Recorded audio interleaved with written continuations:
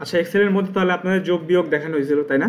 তো যোগ বিয়োগটা আমি আরেকবার রিভিশন করাই দিব। তার আগে হচ্ছে আমি এক্সেল আরেকটা শিট ওপেন করে আপনাদের দেখাই যে ডাটা শর্ট কিভাবে করে আর ফিল্টার কিভাবে করে। ডাটা শর্ট ফিল্টার কি দেখছিলেন? এইটা দেখেছিল? এটাতে কি কি দেখেছিল? যোগ বিয়োগ এটা, কিন্তু এখান থেকে হচ্ছে ডাটা শর্ট এবং ফিল্টার এই জিনিসটা কি দেখেছিল? আচ্ছা, ডাটা শর্ট আর ফিল্টার মানে হচ্ছে, ডাটা শর্ট বলতে আমি হচ্ছে এটাকে এ টু জেড করতে পারি, আবার জেড থেকে এ করতে পারি। এখানে ডাটা শর্ট নামের এরকম একটা কথা আছে, এই যে এটা এ থেকে জেড এবং জেড থেকে এ। এখন এখানে ডাটা শর্ট বলতে কোনটাকে বোঝায়? এখন আমার প্রথম নামটা হচ্ছে বি দিয়ে শুরু, তো আমি যদি চাই যে এটাকে ডাটা শর্ট এ থেকে জেড করি, তাহলে আমার হচ্ছে উপরে এই যে বি নামের যে লেখাটা আছে এটার উপরে আমার হচ্ছে এ নাম দিয়ে শুরু হয় না? তো এখানে এ নাম দিয়ে যেটা আছে, এই যে আসমা নাম একটা লেখা আছে, এই নামটা সর্বপ্রথম উপরে যাবে, অর্থাৎ এ থেকে যে নামগুলো আছে ওগুলো আগে যাবে, তারপরে কমতে কমতে নিচে বি থেকে যতগুলো নাম আছে ঠিক একইভাবে জেড পর্যন্ত আমার যাবে। তো এটা একটা ডাটা শর্ট। ডাটা শর্ট শুধু আমার নামের ক্ষেত্রে হয় না, আমি যদি কোনো একটা স্কুলের কোনো মার্ক নিয়ে করতে চাই, ধরেন যে আমার হচ্ছে একটা স্কুলের ক্লাসের মধ্যে 10 জন স্টুডেন্ট আছে, 10 জনে সবাই বিভিন্ন বিভিন্ন আলাদা আলাদা মার্ক পাইছে, তাদের থেকে আমি হাইয়েস্ট মার্ক বের করতে যাচ্ছি। ধরেন যে আমার এখানে হাইয়েস্ট মার্ক হচ্ছে এইটাই ধরলাম, এগুলো একটা উদাহরণ হিসেবে ধরলাম যে এটা একটা মার্ক। এটাকে আমি সিলেক্ট করলাম, সিলেক্ট করার পরে আমি যদি এখানে এ থেকে জেড করি, তারপর এখানে সাউন্ডটা অনেক বেশি ছিল, সরি, তারপর এখানে শর্ট করলাম, এটা কিন্তু দেখেন আমার এ থেকে জেড মানে এ থেকে জেড মানে কম থেকে বেশির দিকে চলে গেছে, অর্থাৎ আমার সর্বনিম্ন 5000 5000 5000 তারপর 10,000 করে একদম নিচে বেশির দিকে চলে আসছে। আবার ঠিক আমি যদি এটাকে কোনো একটা স্কুলের মার্ক হিসাবে ধরি, যে আমার একটা ক্লাসের মধ্যে সর্বনিম্ন কতজন স্টুডেন্টের মধ্যে সর্বনিম্ন কে কত মার্ক পাইছে এফ গ্রেডের মধ্যে আছে, কিংবা সর্বোচ্চ হাইয়েস্ট মার্ক কে, তো তখন আমি ওইটাকে ওই মার্কটাকে সেট করে জেড থেকে এ করে দিব, মানে এটাকে উল্টাভাবে করে দিব জেড থেকে এ। এই যে দেখেন, তাহলে আমার হাইয়েস্ট মার্ক যদি আমি ধরতে চাই, তাহলে আমার হাইয়েস্ট মার্ক হচ্ছে এইটা, তাহলে এর গ্রেডটা হচ্ছে হয়তো এ প্লাস আসবে। তো এইভাবে কমতে কমতে যেটা 5000 আসছে, এটা যদি সর্বনিম্ন হয় আমার, তাহলে এটাকে আমি এফ গ্রেড ধরতে পারি। তো আমি এখান থেকে এটাকে ডাটা শর্ট এ থেকে জেড অথবা জেড থেকে এ করতে পারি,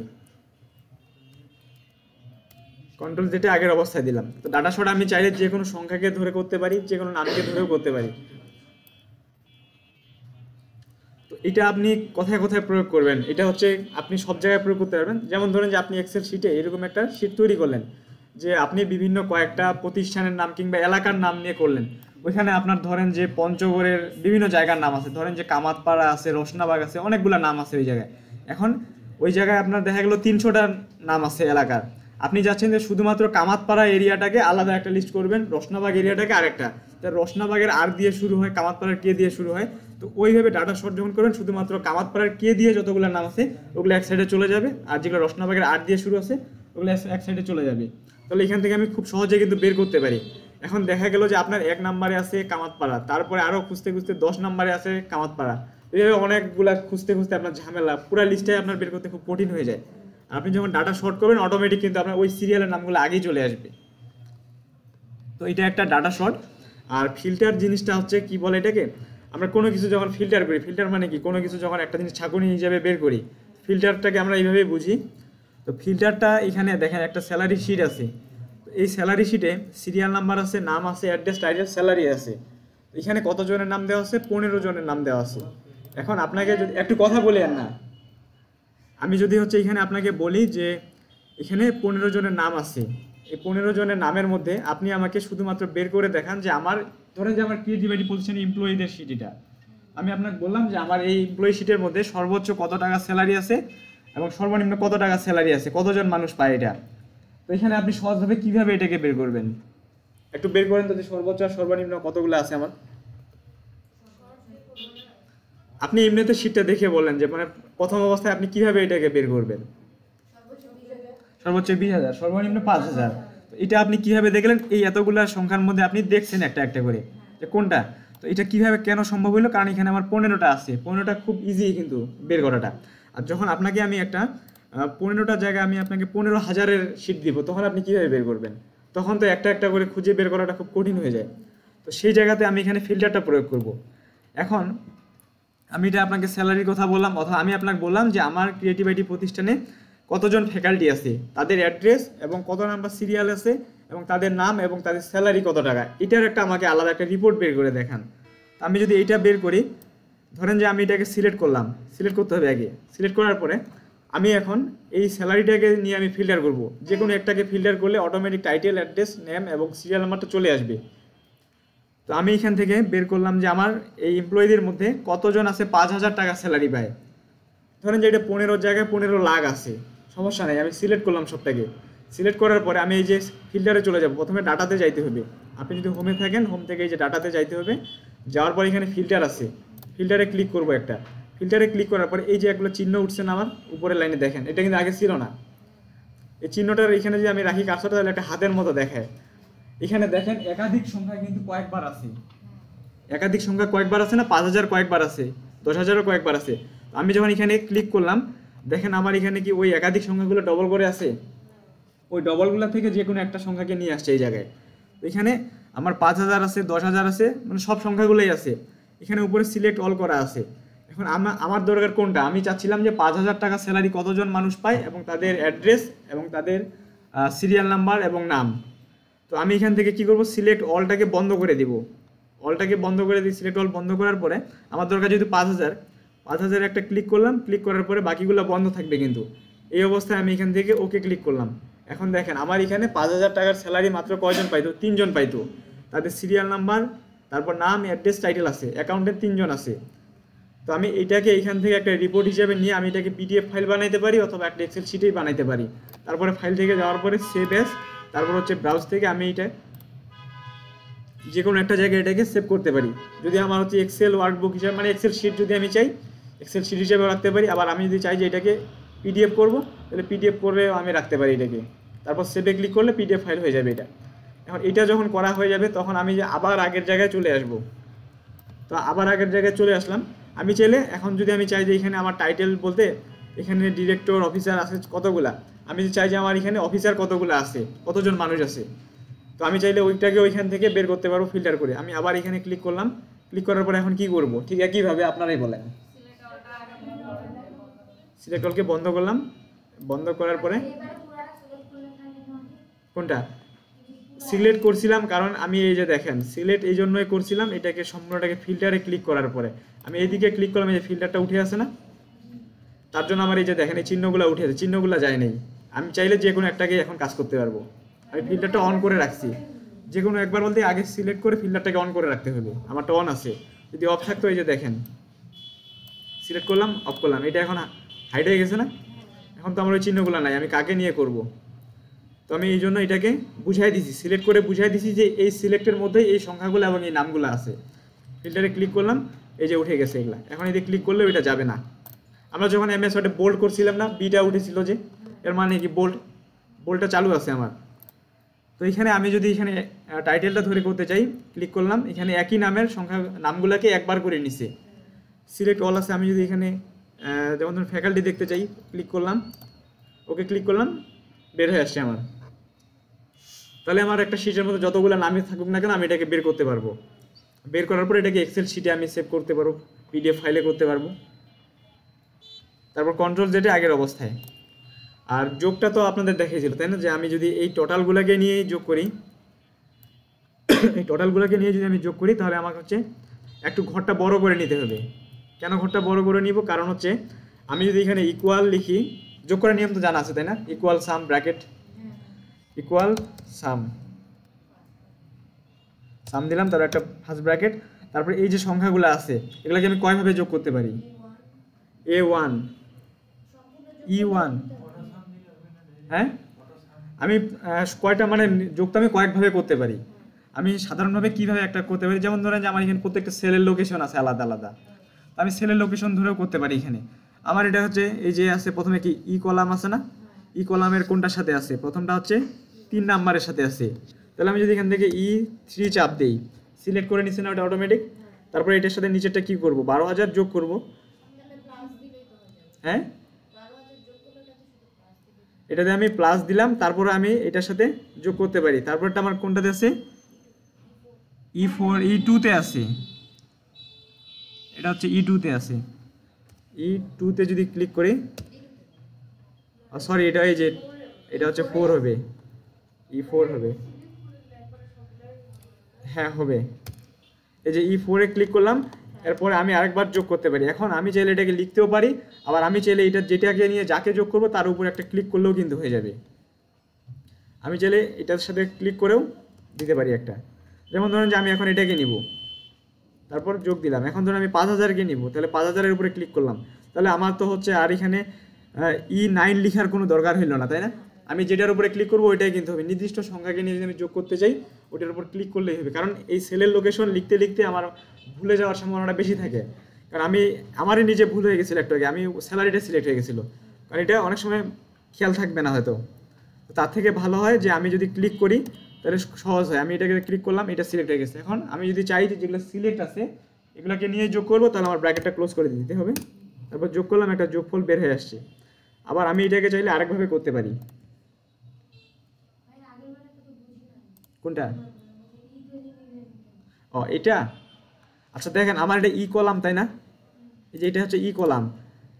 এই কলামের মধ্যে 20,000 যে সংখ্যাটা আছে আমার, এটা কত নাম্বার রো এর মধ্যে আছে? হ্যাঁ একটু দেখে বলেন, একটু জুম করে দিচ্ছি। ও আচ্ছা আচ্ছা, দেখেন আমার এখানে প্রত্যেকটা হচ্ছে কলাম। এটা হচ্ছে এ কলাম, এটা বি কলাম, এটা সি কলাম। এই প্রত্যেকটা কিন্তু একটা কলাম কিন্তু। হ্যাঁ, এক্সেলে আমরা হচ্ছে এই কলামগুলোর লোকেশন নিয়ে আমরা যোগ করি। যেমন আমি যদি এখানে যোগ করতে চাই যে আমার হচ্ছে ইকুয়াল সাম দিতে হবে, কিন্তু সর্বপ্রথম ইকুয়াল সাম ব্যবহার করতেই হবে। তারপর একটা ব্র্যাকেট দিলাম। এখন ব্র্যাকেট দেওয়ার পরে আমার এখানে দেখেন একটা কমা চিহ্ন দিছে না? আমি কমা চিহ্ন দেওয়ার পরে এই সংখ্যাটাকেও নিতে পারি, কমা দিয়ে তারপর ব্র্যাকেট ক্লোজ করেও দিতে পারি। ওখানে নাম্বার 1 নাম্বার 2 আছে না? নাম্বার 1 2 বলতে কি আমি 20,000 লিখলাম, তারপর কমা দিয়ে নিচে 12,000 কমা দিয়ে তারপর ব্র্যাকেট ক্লোজ করে দিলেও আমার যোগটা চলে আসবে। তো আমি ওইভাবে করলেও করতে পারি, এটা শর্টকাট হয়ে যায় একেবারে। তো আমি চাচ্ছি আপনাদের জন্য ডিটেলসে দেখানোর জন্য। তো এখানে যেহেতু আমার হচ্ছে এই সংখ্যাটা কত নাম্বার আছে, কলামে না? কলামের 3 নাম্বারে আছে। তো আমি এখানে এই সেলের লোকেশন দিব একটা। সেলের লোকেশন কিভাবে দেখা যায়, এই যে দেখেন আমি এই 20,000-এর উপরে ক্লিক করছি, এখানে E3 দেওয়া আসছে না? আমি এটার মধ্যে ক্লিক করছি, এখন কি আসছে? A4 আসছে। তো আমি এটা এখান থেকে সেলের লোকেশনটা দেখতে পারি। আর যেটা সেলে ক্লিক করব ওইটা আমার উপরে ফর্মুলা বারে দেখা যাবে। এই যে ফর্মুলা বার বলা হয় এটাকে। এই যে দেখেন, আচ্ছা আমি এক মিনিট এখানে দেখেন এই ফাঁকা শিটটা দেখেন, ফাঁকা শিটটা দেখেন। এটা এই কলামটা হচ্ছে আমার কোনটা দিয়েছে? 1 নম্বরে না 2 নম্বরে? এটা 3 নম্বরে, এটা 3, এটা 4। এটা একটা সিরিয়াল আছে না এই জায়গায়? আমি চাইলে আমার মতো করেও করতে পারি একটা সিরিয়াল, কিন্তু আমার এই কলামের যে লোকেশন আছে এবং সিরিয়ালটা, আচ্ছা এটা হচ্ছে আমার কলাম বলা হয়। নিচের দিকে যেটা আসছে এটা কলাম বলা হয়, আর এইদিকে যেটা গেছে বাম থেকে ডানে এটাকে বলা হয় রো। তাহলে আমি যদি এখানে একটা সংখ্যা লিখি, 6 লিখলাম এই জায়গায়, তাহলে এই 6টা আমার কত নাম্বার কলামে এবং কত নাম্বার রোয়ে আছে? আমার এই কলামের লোকেশন হচ্ছে C5, অর্থাৎ সি কলামের 5 নাম্বার রো এর মধ্যে আছে। এই যে 5 নাম্বার না, এটা হচ্ছে কলাম। তাহলে আমার সি কলামের 5 নাম্বারে আছে। এখন এই জায়গায় আমি আরেকটা সংখ্যা লিখলাম, একটু চেঞ্জ করে দেই, এখানে দিলাম আরেকটা 6 লিখলাম। এখন দেখেন আমার হচ্ছে এই সংখ্যা এখানে একটা আছে, এটাতে ক্লিক করলে এখানে কত নাম্বার লোকেশন দেখাচ্ছে? C5 না? এখানে ক্লিক করলে আমার কত দেখাচ্ছে? C7। তো আমি এখানে না দেখেও তো আমি এখান থেকেও বুঝতে পারি যে এটা কত নাম্বারে আছে। এই যে সি কলামে হচ্ছে আমার এইটাও লেখা আছে, এটাও লেখা আছে, শুধুমাত্র সংখ্যাটা চেঞ্জ করে রোয়ের সংখ্যাটা। উপরেরটা কততে আছে? 5 নাম্বারে আছে, নিচেরটা কত আছে? 7 নাম্বারে। এখন আমি যদি চাই যে এটাকে যোগ করব, তাহলে আমি এখান থেকে যোগ করতে পারি। ইকুয়াল দিতে হবে, এটা হচ্ছে এক্সেলে যোগ করার নিয়ম একটা। ইকুয়াল সাম ব্যবহার করতে হবে, তারপর একটা ব্র্যাকেট দিতে হবে। এখন আমি যদি চাই যে এই সেলের লোকেশন, এইটার লোকেশন কোনটা আমার? এই 6-এর C5, তাহলে আমি এখান থেকে C5 লিখলাম, সিলেক্ট হয়ে গেছে না অটোমেটিক? এখন নিচে যে 6টা আছে এটা কত নাম্বারে আছে? C8-এর মধ্যে। তাহলে আমি যদি যোগ করবো তাহলে আমাকে যোগ চিহ্ন ব্যবহার করতে হবে। আচ্ছা C7-এর মধ্যে আছে, আমি এখান থেকে C7 লিখলাম। আমি কিন্তু 6+6 লিখি নেই, শুধুমাত্র সেলের লোকেশনটা লিখছি। তো এটা লিখার পরে আমার ওই লাস্টে দেখেন একটা ব্র্যাকেটের মতো আসছে। তো আমার তো 6-এর পরে আর কোনো কিছু নাই এই দুইটা সংখ্যার পরে। যদি না থাকে তাহলে আমি প্রথমে একটা ব্র্যাকেট দিছিলাম না, ইকুয়াল সামের পর একটা ব্র্যাকেট দিছিলাম। তো আরেকটা ব্র্যাকেট যেহেতু সংখ্যা কোনো নাই, আমি আরেকটা ব্র্যাকেট ক্লোজ করে এটাকে বুঝিয়ে দিলাম যে এটা এর মধ্যেই সীমাবদ্ধ। তারপর এখান থেকে ইন্টারটা চাপ দিব, আমার 12 চলে আসছে না যোগফল একটা। এখন এই 12টা কিভাবে আসছে, আমি যদি এই 12টার উপরে ক্লিক করি, যেমন এখানে ফর্মুলা বারে 6 এর উপর ক্লিক করলাম, ফর্মুলা বারে কি দেখা যাচ্ছে, 6 দেখা যাচ্ছে না, শুধু এটার ফর্মুলা হচ্ছে 6, আর এটার 12-এর উপরে যদি ক্লিক করি তাহলে কি দেখা যাবে, ইকুয়াল সাম দেখা যাবে, কারণ এটার ফর্মুলা হচ্ছে এইটা, ইকুয়াল সাম C5 যোগ C7। এই যে এটা C5 বলতে এইটাকে বোঝানো হয়েছে সি কলামের 5 নাম্বার রো, আর হচ্ছে C7 বলতে বোঝানো হয়েছে সি কলামের 7 নাম্বার রো। তাহলে দুইটাই মিলে আমার যোগ। এখন আমি চাইলে তো এখানে 6 যোগ 6 এখানে 12 এইভাবে হাত দিয়েও লিখে দিতে পারতাম, তাই না? এখানে 12 লেখার পর আমি ফর্মুলা বারে দেখতাম যে 12 দেখা যাচ্ছে না, তো এখানে এটা যোগ করার কারণটা হচ্ছে কি, আমি তো ক্যালকুলেটরও এটা যোগ করতে পারতাম, খাতা হয়তো 6 যোগ 6 12 হইতো। তো এটার নিয়মটা হচ্ছে কি, আমি এখন কোনো কারণে এখানে আরেকটা সংখ্যা অ্যাড করছি, এখানে আরেকটা সংখ্যা আমি যোগ করছি, 6 দিলাম, তাহলে 3টা 6-এর যোগফল কত হইতো আমার, 3 6 18 হইতো, কিন্তু এখানে তো 12 হয়ে আছে, তাই না? যদি আমি এটা খাতায় করতাম তাহলে আমি এটার সাথে 12-র সাথে আরও যোগ করতাম 6, তাহলে আমি মানে আমরা খাতায় হিসাব করি না, একটা সংখ্যা আছে আরও বাড়লো ওইটা কাটে যোগ করি, কিংবা ওইটা গেলে মাইনাস করে দিই এখান থেকে। তো এক্সেলে আমরা এই জন্যই করি না, কারণ এক্সেলে আমরা একটা ফর্মুলা দিয়ে রাখি, বারবার এই কাটাকাটি ঝামেলাটা অনেক সমস্যা। এটা এখানে 6-এর জায়গায় কোনো কারণে আমার 7 হয়েছে, তাহলে 7 আর 6 কত হয়, 13 হয়। আমি 7 লিখলাম, জাস্ট ইন্টারটা চাপ দিলাম, অটোমেটিক 13 হয়ে গেছে না আমার। তো এক্সেলে মূলত আমার এটাই সুবিধা, কিন্তু এই জায়গায় তো চেঞ্জ হয় না এটা, কারণ এই জায়গায় আমি এটাকে হাত দিয়ে লিখে দিয়েছিলাম, কোনো ফর্মুলা প্রয়োগ করিনি এর মধ্যে। এখানে আমি এখন 6-এর জায়গায় আমি যদি এখানে 10 লিখি, 100 লিখি, তাও আমার 107 হয়ে গেছে। তাহলে প্রত্যেকবার এটা চেঞ্জ করতে হয় না, এক্সেলের সুবিধা এটাই ফর্মুলা ব্যবহার করে। আচ্ছা, আমি আগের জায়গায় চলে যাই। তো এখানে যদি আমি যোগ, তাহলে আমি আরেকটা ভাবে করতে পারি যে কোনো একটা সেলের মধ্যে ক্লিক করেও আমি ওই সেলটাকে নিয়ে যোগ করতে পারি।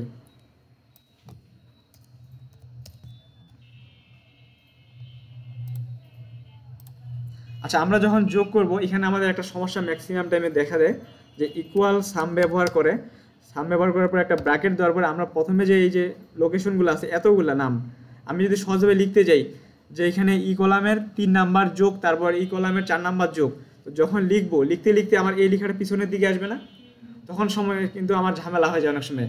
তখন আমি যে ইন্টার ক্লিক করব তার আগে কিন্তু আমি খুঁজে পাই না, তার জন্য আমি এখান থেকে এই যে আমার ঘরটা আছে সেলটা, এই সেলটাকে আমি একটু বাড়ায় নিব যেন আমি একটু বেশি জায়গা পাই এখান থেকে। কোনটা উপরে, ফর্মুলা বারেও করতে পারবেন, এখানেও করতে পারবেন, এটা করার 1000টা নিয়ম আছে, তো যেটা সহজ হবে আপনি চাইলে ওটাতেও করতে পারেন। আর হচ্ছে আমি এখান থেকে ইকুয়াল সাম ব্যবহার করে একটা ব্র্যাকেট দিলাম, একটা ব্র্যাকেট দেওয়ার পরে তাহলে আমি যদি নির্দিষ্ট কাউকে নিয়ে যোগ করতে চাই তাহলে আমি কীভাবে করতে পারি, ক্লিক করে করতে পারি। এটাতে ক্লিক করলে আমার আর ওই যে কলামের নামটা লেখার দরকার হয় না, যে এটা ই কলামের 4 নাম্বারে নাকি 5 নাম্বারে। আমি যেটার উপরে ক্লিক করবো, ধরুন আমি এটাতে একটা ক্লিক করলাম, এই যে নিচে উঠে গেছে না, তারপর আমি এখান থেকে যোগ দিলাম, কারণ আমি এই 5 দেখা যাচ্ছে না। আচ্ছা, জুম করলে তো এটা কাটে যাবে আরেকবার। আচ্ছা, এই ফর্মুলা দিলে এটাই সমস্যা, কাটে যায়। এখন দেখা যায়। আচ্ছা, ধরেন যে আমি এখানে ইকুয়াল দিলাম, সাম ব্যবহার করলাম, একটা ব্র্যাকেট দিলাম, আমি যাচ্ছি এইটার প্রথমটাকে নিব, যোগ করব, এইটার সাথে আমি এই লাস্টের এটাকে যোগ করব, ক্লিক দিলাম, আবার এটার সাথে যোগ আমি এই 10,000কে দিলাম, তাহলে 3টাকে নিয়ে নিছি না এটার মধ্যে। নির্দিষ্ট কাউকে যদি আমি যোগ করতে চাই তাহলে আমি এইভাবে করতে পারি, তারপর ব্র্যাকেট ক্লোজ করে দিলাম। এখন যোগফল যদি আমি ইন্টার করি তাহলে আমার কোনটার যোগফল আসবে, ওই 3টারই শুধু আসবে, আমার পুরাটার কিন্তু আসবে না, শুধুমাত্র এই 3টারই আসবে।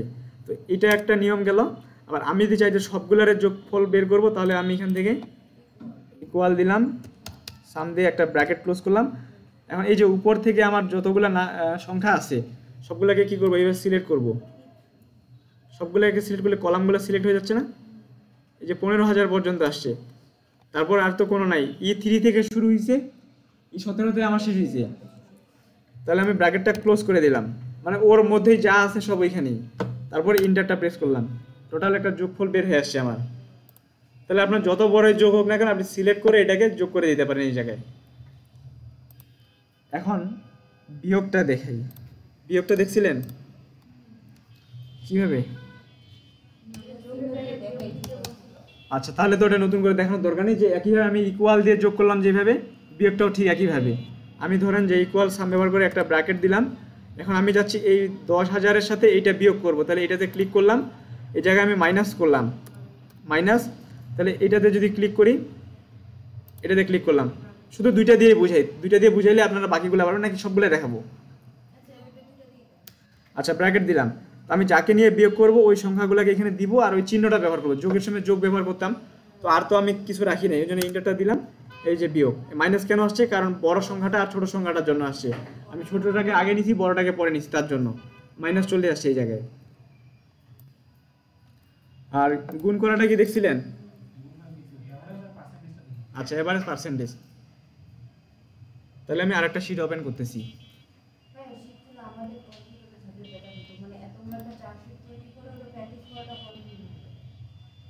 হ্যাঁ এটা আর কি তৈরি করে নিয়েছিলাম তো আগে সবাই আমরা, এখন সবার কাছে এটা রাখে দিয়েছিলাম। আপনার যদি পেন ড্রাইভ থাকে তাহলে আমি দিতে পারি। আপনার বাড়িতে কি কম্পিউটার আছে? যদি থাকতো তাহলে আমি হোয়াটসঅ্যাপে ফাইলটা পাঠিয়ে দিতাম, আপনি শুধু ওপেন করতেন ক্লিক করে। হ্যাঁ বলেন। হ্যাঁ এই নামটা, হ্যাঁ না ব্যাক স্পেস দিয়ে হবে না। আমি যদি এই নামটাকে পুরো এটাকে যদি ডিলিট করতে চাই, সিলেক্ট করলাম, করার পরে কিবোর্ড থেকে যে ডিলিট বাটনটা আছে একটা চাপ দিলাম, চলে গেছে। ব্যাক স্পেস চাপলে হবে না, ব্যাক স্পেস চাপলে উপরেরটা চলে যাবে, কারণ উপরেরটাতে আপনি ক্লিক করে টানে আনছিলেন না, উপরেরটাই সিলেক্ট ছিল ওই সময়। আবার কন্ট্রোল যেটা আগের অবস্থায়। তো এক্সেলে কিন্তু অনেকগুলো কাজ আছে, আমি হচ্ছে এভারেজটা দেখাবো, তার আগে আমি আপনাদের আরেকটা দেখাই এটার বাইরে। যে এক্সেলে এমন একটা জিনিস যে এটা খুব কঠিন কাজকে আমাদের সহজ করে দেয়। আমরা এটাকে শুধুমাত্র একটা ক্লু ধরাই দিব, সে অটোমেটিক কাজ করবে। আপনারা এখানে 1 2 3 সিরিয়ালটাতে লিখছেন, এটা অটোমেটিক নিয়ে আসা শিখছেন না এর আগে? যে আমার যদি 100 জন সিরিয়াল বানাই তাহলে আমি 1 2 3 ভেবে 100টা লেখা থেকে আমি একটা সহজ টেকনিক প্রয়োগ করে আমি এটাকে 100 পর্যন্ত নিয়ে আসতে পারি। এখানে 1 লিখলাম, 2 লিখলাম, তারপরে তো আমার কোনো কিছু লেখার দরকার নেই, আমি এই দুইটাকে সিলেক্ট করলাম, করার পরে এই যে এখানে একটা সাইজিং হ্যান্ডেল আছে, এটাকে ধরে আমি নিচের দিকে টান দিব, সিরিয়াল বাড়তেছে না? এই দিক থেকে দেখি ফাঁকাতে,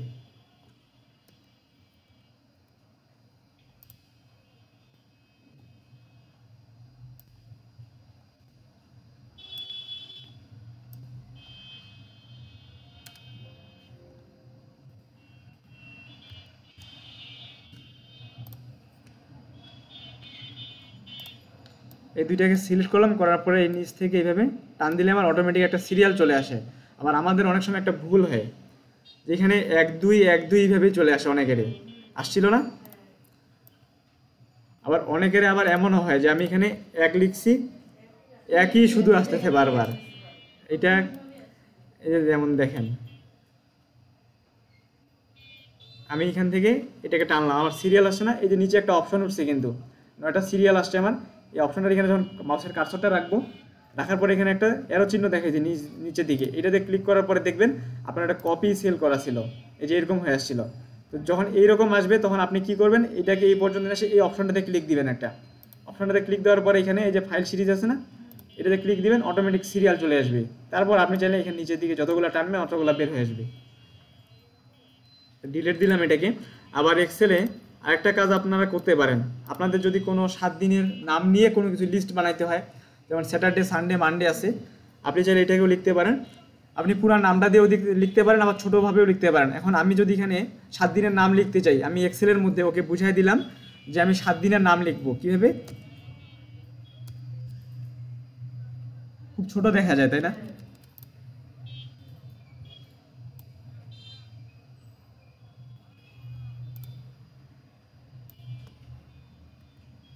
এটা কি দেখা যায় একটু বড়? আচ্ছা আমি এখান থেকে স্যাটারডে লিখতে গেলে আমি SAT দিয়েও লিখতে পারি, আবার পুরো নামটা দিয়েও লিখতে পারি। তো এক্সেলটাকে আমি ধরাই দিলাম যে আমি এরকম করে নাম লিখতে চাই, তো এখান থেকে আমি এটাকে নিচে ধরে টান দিই, এই যে দেখেন 7টা দিনের নাম কিন্তু আমার অটোমেটিক বের হয়ে আসবে। আবার আমি যদি চাই যে এইখানে,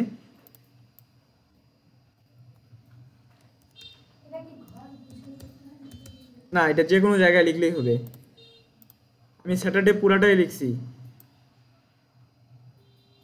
আমার অটোমেটিক নাম, মানে আমি যেভাবে দিব তাকে সে আমাকে ওইভাবেই পাঠাবে একটা তারপর হচ্ছে আমরা অনেক সময় তারিখ লিখি না। এখন আপনাকে এই স্যালারি শিট আমি একটা দিছি, এখানে আপনাকে তারিখ লিখতে দিছি যে এইটা কত তারিখের স্যালারি, এটা কত তারিখের একটা সিরিয়াল, মানে প্রত্যেক দিনের একদিন পর পর সিরিয়ালটা, আজকে কত তারিখ, আজকে আমার 1 তারিখ না, 1 থেকে 7 দিন, 7টা তারিখের মধ্যে আপনাকে লিখতে হবে।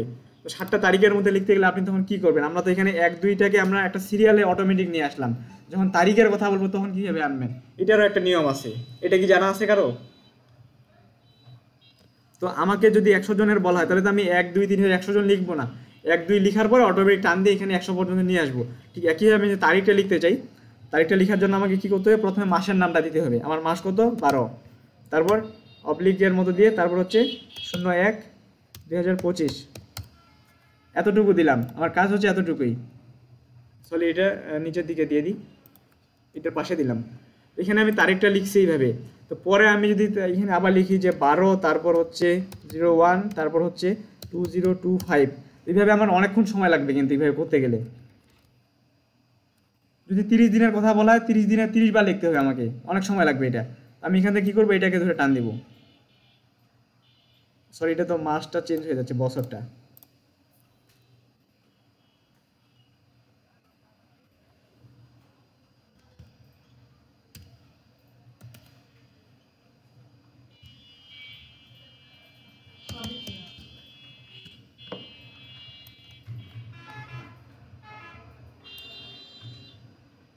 তো বছর চেঞ্জ হয়ে যাচ্ছে, আমি একটু দেখি এটা।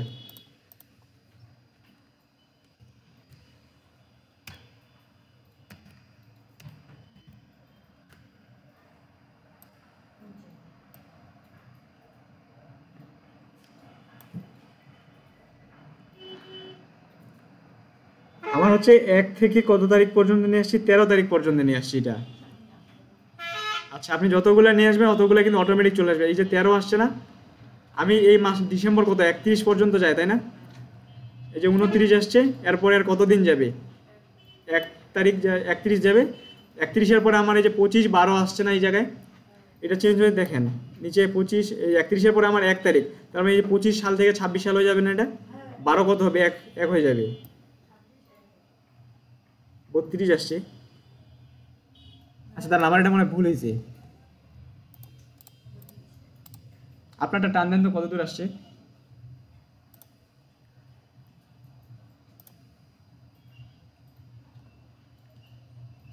প্রথমে হচ্ছে মাস, তারপর হচ্ছে তারিখ,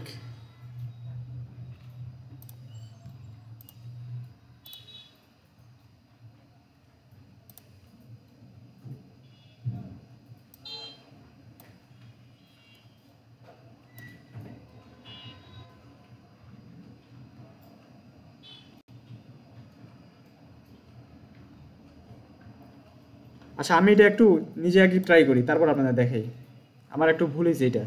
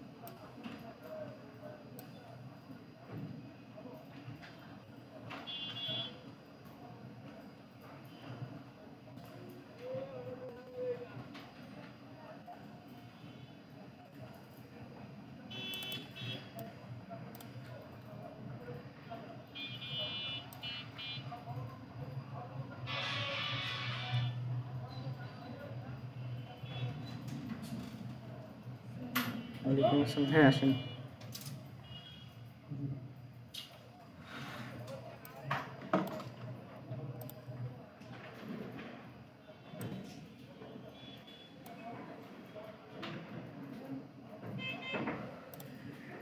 আচ্ছা আমার এখানে লাস্টে 25 তারিখ পর্যন্ত আসছে, এবার মনে হয় এটা চেঞ্জ হয়ে যাবে আমার। এই যে দেখেন এখান থেকে চেঞ্জ হয়ে গেছে। আপনাদের যদি এরকম সমস্যা হয় আপনারা ইয়াতে যাবেন, এই যে আমার লাস্টের দিকে 31-এর পরে 1-1-26 চলে আসছে না, আমার এটা একটু আর কি ফর্মুলাটা ভুল ছিল প্রথমে,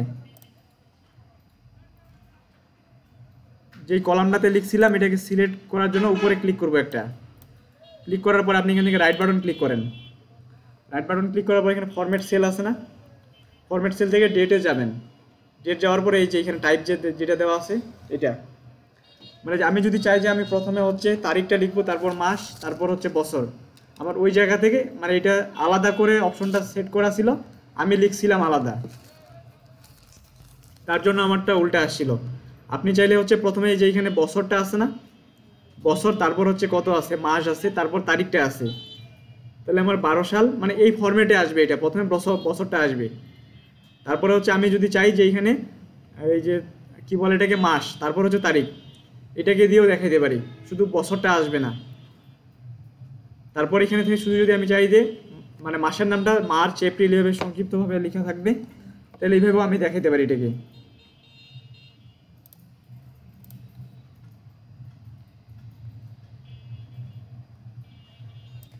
এখান থেকে এটা ডিলিট করে দিলাম।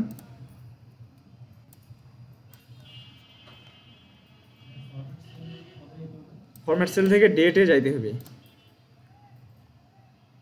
ফরম্যাট সেলে ক্লিক করার পরে আমার এই যে এখানে ডেট আছে না, ডেটের মধ্যে পাইছেন ওটা, ওইখানে যেটা যেভাবে আছে ওইভাবে দিয়ে আপনি ওইটাকে লেখাটা শুরু করবেন ওই ফরম্যাটে। যদি অন্যভাবে দেন তখন আমার মতো করে আলাদা চলে আসবে। আচ্ছা, আপনাদের এটা তো ক্লিয়ার এই জায়গায়। এখন হচ্ছে আমি আপনাদের অ্যাভারেজ বের করাটা দেখাই।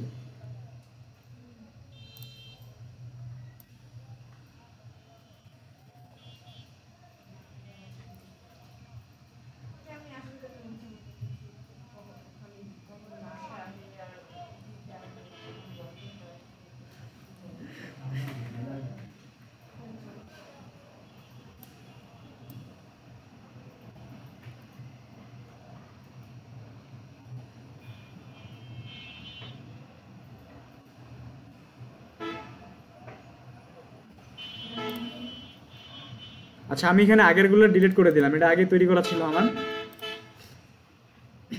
এই যে দেখেন এখানে এখানে একটা টেবিলের মধ্যে কয়েকটা আইটেমের নাম দেওয়া আছে নিচে, তারপর হচ্ছে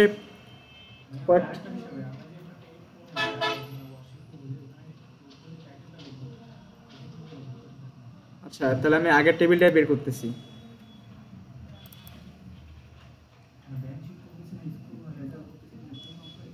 আচ্ছা, ধরেন যে এরকম করে নাকি। আচ্ছা, আমি যে এটা লিখছি, তো এটা লেখার জন্য হচ্ছে আমি কি করছি, একটা এক্সেল শিটের মধ্যে আমি একটা ঘর ফাঁকা রাখছি, ওই জায়গায় আমি একটা কন্ট্রোল-N দিয়ে নতুন একটা উইন্ডো নিয়ে দেখাই। প্রথমে আমার হচ্ছে এই জায়গায় ঘরটা আছে না, এই ঘরটা ফাঁকা দিয়ে আমি প্রথমে কি ছিল, সিরিয়াল নাম্বার ছিল না,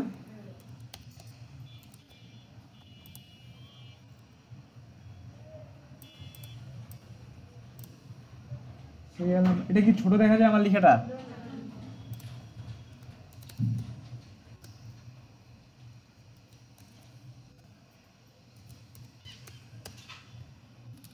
আচ্ছা, আমি এখান থেকে এই যে দেখেন এখানে উপরে যে ফাঁকা রাখছি এটা এখানে লিখে দেখাই। আপনারা মার্চেন্ট সেন্টার কি চিনেন? মার্চেন্ট সেন্টার, মার্চেন্ট সেন্টার জানেন না? তাহলে তো আপনাদের এর আগে ক্লাস কে নিছিল, মানে কত ক্লাসে কি জীবন ভাই আসছিল?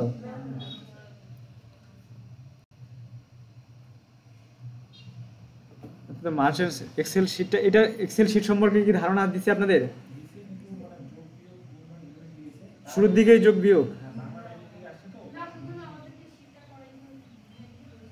আচ্ছা, ধরেন যে ফরাদ স্যার আসছিল, আসার পরে এক্সেল শিটটা ওপেন করে দেখেছি, দেখার সাথে সাথে কি ওই শিটটা দেখেছিল যে আমার হচ্ছে একটাতে ছিল স্যালারি শিট নাকি, এটা শুরুর দিকে এটা।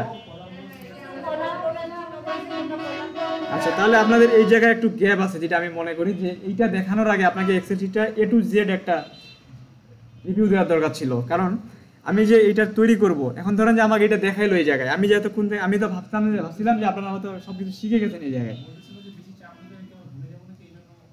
আচ্ছা, বেশি চাপ নিলে এখন ধরেন যে আমি এতক্ষণ থেকে এটা দেখালাম, একটা রেডিমেড টেবিল দেখেছিলাম। কারণ অনেকে আছে টেবিলটা কীভাবে তৈরি করবো এটা জানি না, আছে না? টেবিলটা কীভাবে তৈরি করবো এটা হয়তো আপনারা জানেন, তাই না, যে টেবিলটা কীভাবে তৈরি করতে হয়। যে এটা আমি সিলেক্ট, যতটা আমার লেখা অতটা সিলেক্ট করার পরে আমি টেবিলটা কোথা থেকে বানাইতে পারি। আচ্ছা, টেবিলটা তো করা দেখাইছিল, কি টেবিলটা কোথা থেকে আপনারাই বলেন। আমি একটা টেবিল, আচ্ছা ধরেন যে টেবিলে আমার বর্ডার আছে, আমি টেবিলটা ছাড়াই আমি শুধুমাত্র লেখাগুলোকে নিব। আচ্ছা, তাহলে দেখেন এখানে, কারণ এক্সেলটা এমন একটা জিনিস, আমি এগুলা কাজ করার আগে আমাকে এক্সেলটা সম্পর্কে জানতে হবে যে কোনটাতে কি আছে। কারণ এমএস ওয়ার্ড আর এক্সেল কিন্তু একই। তো এক্সেল সেম জিনিসগুলা এখানে হোম ইনসার্ট এগুলোতে কিন্তু কাজগুলো একটু আলাদা আলাদা আছে। তো এখানে যেমন ধরেন যে আমার এই যে শিটটা আছে, এটার মধ্যে আমি হচ্ছে এখানে সিলেক্ট করলাম। আচ্ছা, আমি শুরু থেকে এটাকে একটা বলাই, শুরু থেকে দেখাই, তাহলে আপনারা ক্লিয়ার হবেন। এটা এক্সেল শিট ওপেন করছি। এক্সেল শিটে আমার হচ্ছে অনেকগুলো রো কলাম আছে না এই জায়গায়, এটাতে একটা কলাম, এটা একটা কলাম, অনেকগুলো টেবিল দেওয়া আছে। তো বাস্তবে কি এটা একটা টেবিল? এটা আসলে বাস্তবে একটা টেবিল না, কিন্তু এটা হচ্ছে কেন দেখাইছে, যেন আমরা এক্সেলের মধ্যে যেহেতু ডাটা এন্ট্রির যে কাজগুলো করি, কোনো কিছু লিস্ট আকারে যে বানাই, ওটা দেখলে আমি বুঝতে পারি। ধরেন যে আমি একটা সিরিয়াল বানাবো, আমি এখান থেকে একটু বড় করি লেখাটাকে, ধরেন যে আমি একটা লেখা লিখবো, লেখার পরে আমি সিরিয়াল নাম্বার দিলাম, এই জায়গায় সিরিয়াল নাম্বার দিলাম, তারপর হচ্ছে নেম দিলাম। তো এইভাবে অনেক কিছু আমি লিখতে পারি। তো প্রত্যেকটা সেলে এটার এই যে ঘরগুলো দেওয়ার কারণ হচ্ছে এটা হচ্ছে রো, এটা হচ্ছে কলাম। এই প্রত্যেকটা কলামের কিন্তু আলাদা আলাদা নাম আছে। এটা হচ্ছে আমার এ কলাম, এটা বি কলাম, এটা সি কলাম। এই প্রত্যেকটা কলামের কিন্তু নির্দিষ্ট আলাদা আলাদা ফরম্যাট আছে। আবার এটা কীভাবে কাজ করবো, আমি যেই ফরম্যাটটা প্রয়োগ করবো যেই সেলটার উপরে, শুধুমাত্র ওই সেলটা ব্যতীত অন্য কোনো সেলে কিন্তু কাজ হবে না আমার। কেন কাজ হবে না? কারণ আমি এই ফরম্যাটটাতে ক্লিক করলাম, এই যে সেলের উপরে ক্লিক করলাম, এটা জি কলাম, এই জি কলামের উপরে ক্লিক করে আমি যদি অপশন নিয়ে আসি, অপশন নিয়ে আসার জন্য রাইট বাটন ক্লিক করলাম, করার পরে এই যে ফরম্যাট আছে, একটা সেলের মধ্যে যা কিছু আছে সব কিন্তু আমি এখান থেকে পাবো।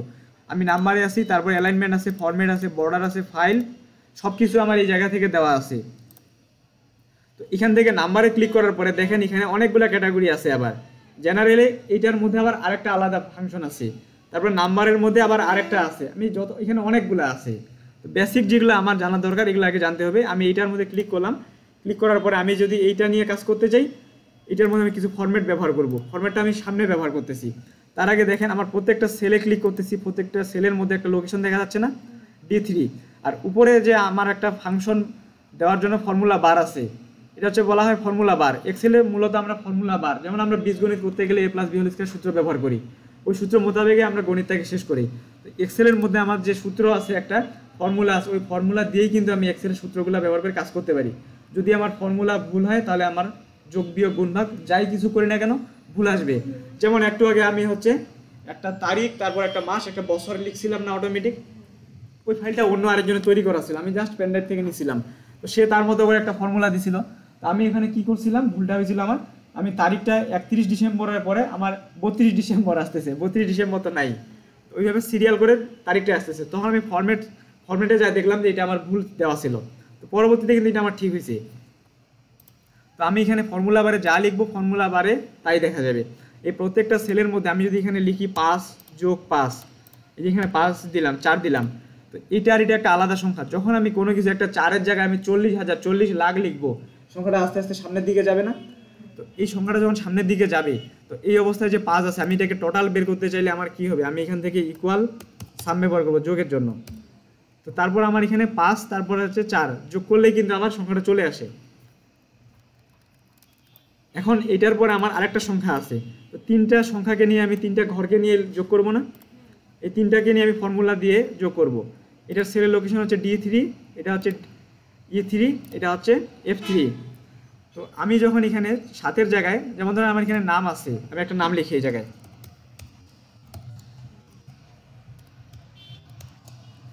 এরকম অনেক সময় দেখা যায় যে আমি লিখছি কোনটাতে, আমার এই লেখাটা কয়টা নামে গেছে। এখন যদি আমি যোগ করতে চাইলে আমি তিনটা সেলকে নিয়ে যোগ করব না, আমার এই লেখাটা কয়টা সেলে গেছে, 2টা সেলে। তাহলে আমি যদি এই লেখাটাকে যোগ করি, যেমন এখানে 5 আছে, 5 লাখ, 5 লাখ লিখতে গেলে তখন জিরোগুলো অনেকগুলো চলে আসবে, সামনের দিকে চলে যাবে।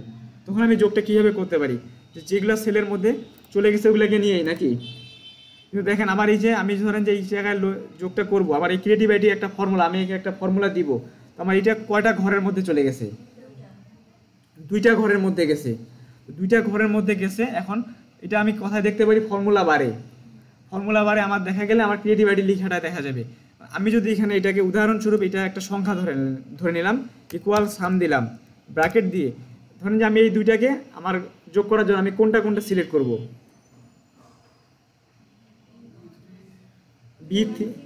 B1 C1।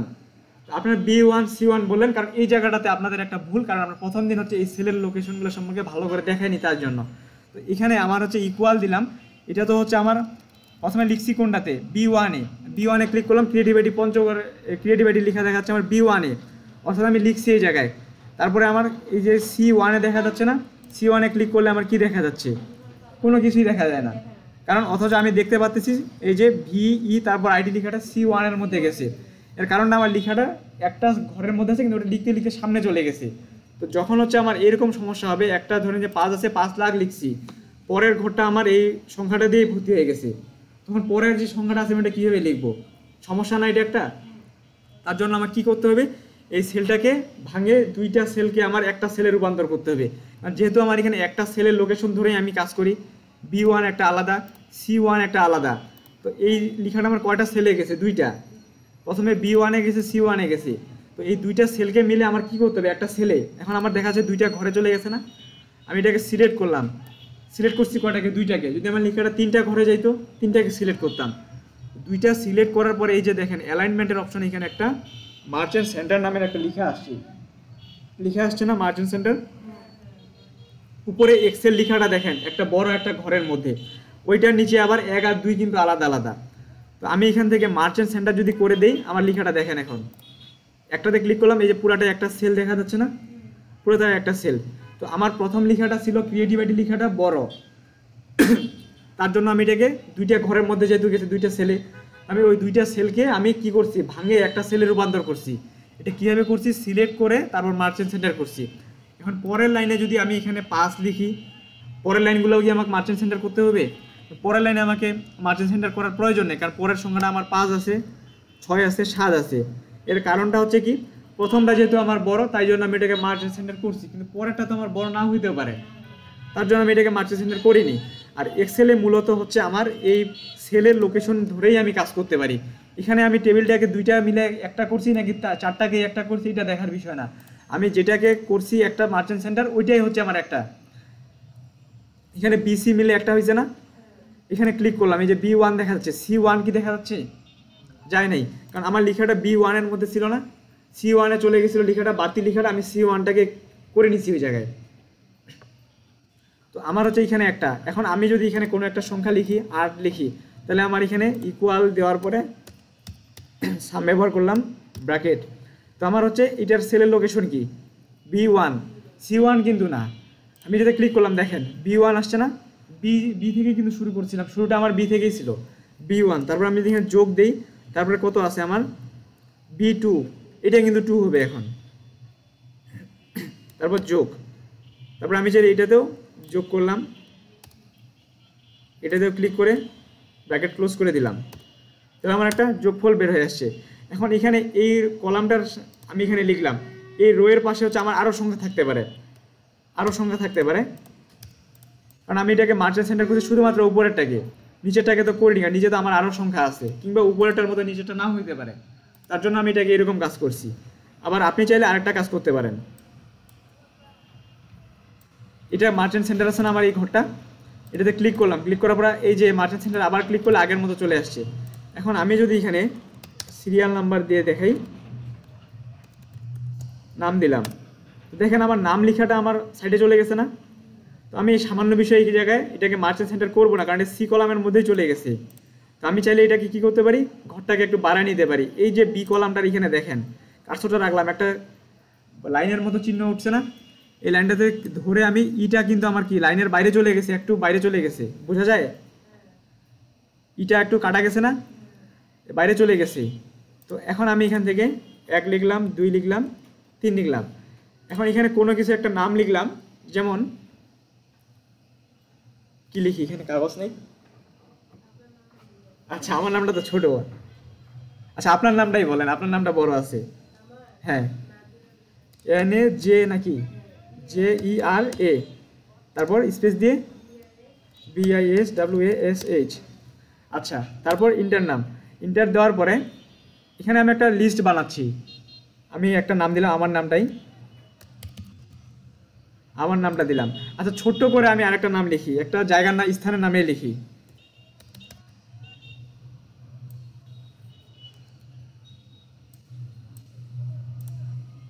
আচ্ছা দেখেন, এখানে তিনটা বিষয় খেয়াল করেন। এই যে আমি নামের জায়গায় নাম লিখছিলাম না, এই ঘরে আমি লিখলাম অ্যাড্রেস। এখন দেখেন আমার প্রত্যেকটা লেখা কি একইভাবে আছে? নামটা কিন্তু পুরো একটা জায়গার মধ্যে বসে গেছে, সিরিয়াল নামটাও বসে গেছে, অ্যাড্রেসটা আমি সংক্ষেপে লিখে দিচ্ছি জায়গায় এটা বসে, কিন্তু মোবাইল নাম্বারটা দেখেন সামনে চলে গেছে না? ধরে নেন যে এটা নাই এই জায়গায়। আমি একটা নাম লিখছি, আপনার নামটা পরে আমার এই আপনার নামটা কোন কলামে থাকার কথা? এই কলামের মধ্যেই তো, নাকি? এই কলামের মধ্যে থাকার কথা, কিন্তু এটা বাইরে চলে গেছে। কিন্তু অ্যাড্রেস আপনার পঞ্চগড়, আমি যে পঞ্চগড় লিখবো ওই জায়গাতে এই জায়গায় হারাই গেছে। তারপরে হচ্ছে আমার নামটা দেখেন, আমার নামটা ছোট্ট একটা কলামের মধ্যেই বসে গেছে। আমি একটা জায়গার নাম লিখছি, ওটাও কিন্তু বসে গেছে। যেহেতু আপনার নামটা বড়, সেক্ষেত্রে আমি যাচ্ছি সম্পূর্ণটাকে একটা বক্সের মধ্যে রাখার জন্য এই বি কলামে ক্লিক করলাম। এটা হচ্ছে কলাম, বি কলামের উপর একটা তীর চিহ্ন দেখা যাচ্ছে না? এই প্রত্যেকটা কলামের উপর যখন আমি কার্সরটা রাখতেছি একটা তীর চিহ্ন দেখা যাচ্ছে। আমি যদি এই অবস্থায় ক্লিক করি, শুধুমাত্র ওই কলামটাই সিলেক্ট হবে এবং ওই কলামটা নিয়েই কাজ হবে, পরের কোনো কলাম নিয়ে কাজ হবে না। এটাতে ক্লিক করলাম, এই যে কার্সরটা আরেকটু সামনে নিয়ে আসলাম, একটা লাইনটা হচ্ছে আমার প্লাসের মতো দেখা যাচ্ছে না, কালো? এটা যদি আমি এখান থেকে এইভাবে সামনের দিকে নিয়ে যাই, একটা রেখা দেখা যাচ্ছে, কিন্তু রেখাটাকে আমি বাড়ায় নিলাম। অ্যাড্রেসের ভিতরে, অ্যাড্রেসটা কী হয়েছে? ভিতরে চলে গেছে না? বাস্তবে কিন্তু ভিতরে যায় নাই এটা। এই যে আপনার নামের এইচের পরে আমি এটাকে ছাড়ে দিতে পারি। এখন দেখেন পুরা নামটাই আমার এই ঘরের মধ্যে আসছে না? তো আমি চাইলে এইভাবে রাখতে পারি এটাকে। আবার আমি আরেকটা কাজ করতে পারি, আমি যেটা হাত দিয়ে করছি, যখন আমি হাত দিয়ে করব, অ্যাড্রেস আমার পঞ্চগড় হতে পারে, ঠাকুরগাঁও হতে পারে, যে কোনো একটা অ্যাড্রেস হতে পারে, মোবাইল নাম্বার যে কোনো একটা হতে পারে। যত আমি সামনের দিকে এটাকে বাড়াইলাম, আমার এই জায়গায় কি হচ্ছে? জায়গাটা কমে যাচ্ছে না? একটা পেজের কিন্তু লেআউট আছে আমার এক্সেলে, শুধুমাত্র আমি ডাটা এন্ট্রি শিটের তৈরি করলেই হবে না, আমাকে লেআউটটাও ঠিক রাখতে হবে। যখন আমি এইদিকে বাড়াইলাম, এইদিকে জায়গা কমে গেছে অবশ্যই। আমি কন্ট্রোল যেটা আগের অবস্থায় দিলাম। এখন আমি যদি এখানে ক্লিক করলাম, ক্লিক করার পরে যে লাইনটা আছে, আমি এর আগে টানে নিয়ে গেছিলাম, আমি এখন টানে নিয়ে যাব না, কারণ কি আমি অটো ফিট করব। এই লাইনটার উপরে আমি দুইটা ক্লিক করব, মাউস দিয়ে জাস্ট দুইটা ক্লিক করলাম, অটো ফিট হয়ে গেছে। এটা আপনার নামে যতটুকু জায়গা দরকার অতটুকু, কারণ আমি হাত দিয়ে টানে নিয়ে গেছি, হয়তো একটু বেশিও যাইতে পারতো আপনার নামের ক্ষেত্রে। আমি এই জায়গায় এটাকে বাড়াই নিছি এইভাবে। তারপর এখানে অ্যাড্রেসের জায়গায় অ্যাড্রেস, ঠিক একইভাবে আমার অ্যাড্রেসটা যদি হয়,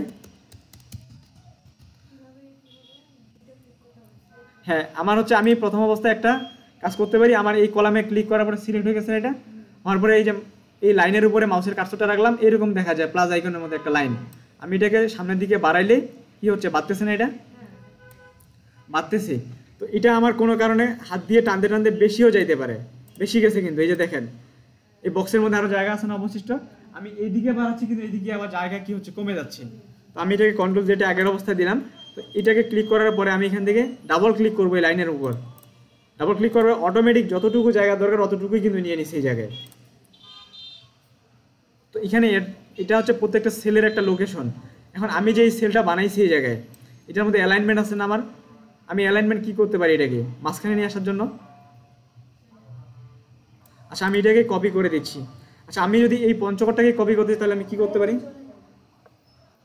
আপনার কি যেন নাম? অ্যাটেন্ডেন্সে, আচ্ছা আচ্ছা, ওয়ালাইকুম আসসালাম। আচ্ছা দেখেন আমি হচ্ছে এখানে অ্যাড্রেস একটা আছে, আমি বারবার অ্যাড্রেস না লিখে আমি এই অ্যাড্রেসটাকে বারবার একটা কপি করে, ধরেন যে এই নামেরও অ্যাড্রেস হচ্ছে পঞ্চগড়, এই নামেরও অ্যাড্রেস পঞ্চগড়। আমি কি করতে পারি? আমি কি আরেকবার পঞ্চগড় লিখে সময় নষ্ট করব? কি করতে পারি? এটাকে ধরে আমি এখান থেকে টান দিলে আমার পঞ্চগড়টা চলে আসে। তো আমি এখান থেকে আবার কপি করার জন্য কি করতে পারি? আমরা এমএস ওয়ার্ডে ক্লিক করে সিলেক্ট করছিলাম না? এই জায়গায় আমাদের ক্লিক করার দরকার নেই, আমি এখানে জাস্ট ঘরটার উপরে ক্লিক করলাম, এটা সিলেক্ট হয়ে গেছে। কন্ট্রোল সি চাপলাম, এই যে একটা লাইন ঘুরতেছে না কপি অবস্থায়, কন্ট্রোল সি চাপলাম, এখানে ক্লিক করে কন্ট্রোল ভি দিয়ে পেস্ট করলাম, তারপরে ওইটা ঘুরতেছে না? এটাকে সরানোর জন্য কি করতে পারি? আমাদের কিবোর্ডে আমরা দেখছিলাম প্রথম ক্লাসের দিকে কোনো কিছু স্কিপ করার জন্য কোন বাটনটা ব্যবহার করি? ইএসসি একটা বাটন আছে, ইএসসি চাপ দিলাম, চলে গেছে এটা। তো এটা হচ্ছে আমার এরকম করে। এখন আমি হচ্ছে এই জায়গায় যে টেবিলটা আছে আমার, এই জায়গায় আমি এটাকে দেখাই। তো মোটামুটি কি বুঝছেন এটা, যে প্রত্যেকটা সেলের লোকেশন আছে আলাদা আলাদা। এবং এই যে আমি ক্রিয়েটিভ আইডি পঞ্চগড় লেখাটা কেন লিখছি এটা আমি এখান থেকে দেখাই, মার্চেন্ট সেন্টার করে। হ্যাঁ, এখন এই যে আমি নামটা লিখছি, এখন ধরেন যে আমি এটার উপরে ক্রিয়েটিভ আইডি পঞ্চগড় লেখা লিখবো, আপনি যেভাবে বলছেন যে ক্রিয়েটিভ আইডি পঞ্চগড়টা কীভাবে লিখবো, তো হয়তো ভুল অবস্থায় আমি এটাকে সিরিয়াল নাম্বার দিয়ে শুরু করছি। আমি চাইলে এই সিলেক্ট করে এই জায়গাটাকে সিলেক্ট করলাম, করার পরে কন্ট্রোল এক্স দিলাম। কন্ট্রোল এক্স মানে কি, কাট করলাম। এখন আমি একটা ঘর ফাঁকা রাখে দ্বিতীয় এই সিরিয়ালটা কোথায় আসবে, আমার এই যে এই লাইনে আসবে না, 2 নাম্বার রয়ে, এই 2 নাম্বার রয়ে একটা ক্লিক দিলাম। 2 নাম্বার রয়ে তো আমার একটা লিখা আছে, থাক কোনো সমস্যা নেই, কন্ট্রোল ভি দিয়ে পেস্ট করে দিলাম, একটা জায়গা ফাঁকা হয়ে গেছে না। এখন আমি এই জায়গায় কি লিখবো, ক্রিয়েটিভ আইডি পঞ্চগড়।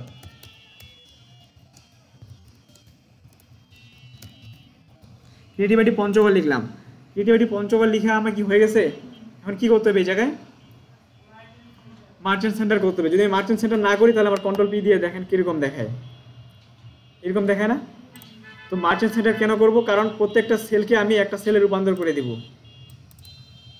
আমার সেল কতটুকু, এই জায়গা থেকে মোবাইল পর্যন্ত, সিরিয়াল থেকে মোবাইল পর্যন্ত, তাহলে আমাকে সিলেক্ট করতে হবে কোন জায়গা থেকে। আমি এই বরাবর উপরের প্রত্যেকটা সেলকে, এই যে একটা সেল না, এখানে কটা আছে, 1 2 3 4 চারটাকেই আমার একটা করতে হবে। যদি আমার এই জায়গায় থাকতো তাহলে উপরে, এক কথায় আমার এই জায়গায় যতগুলো থাকবে এই বরাবর আমি উপরেরটাকে করব।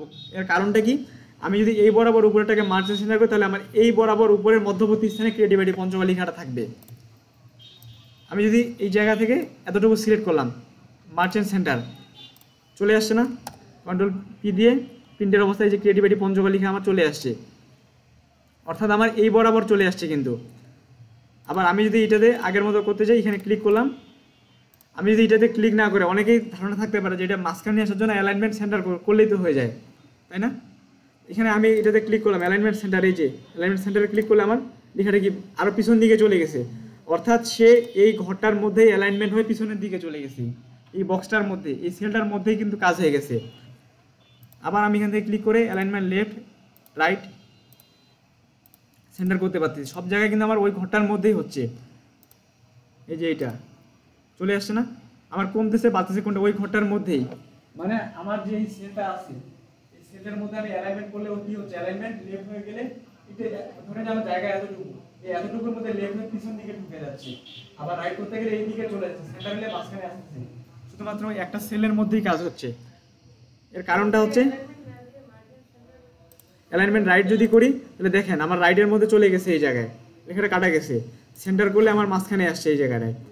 এটা কিন্তু পঞ্চগড় লেখা যদিও দেখাচ্ছে কিন্তু কাজ হয়ে গেছে এইটার মধ্যেই। এরকমটা যেন না হয় তার জন্য আমি সেন্টারটাকে করার জন্য এটা সম্পূর্ণটাকে সিলেক্ট করব, করার পরে মার্চেন্ট সেন্টার করে দিলাম এই জায়গায়। মার্চেন্ট সেন্টার যখন করছি তখন সে সম্পূর্ণ লেখাটা একটা ঘরের মধ্যে না, এখন এই ঘরের মধ্যে আমি যেটাকে অ্যালাইনমেন্ট লেফট করতে পারি, সেন্টার করতে পারি, রাইট করতে পারি।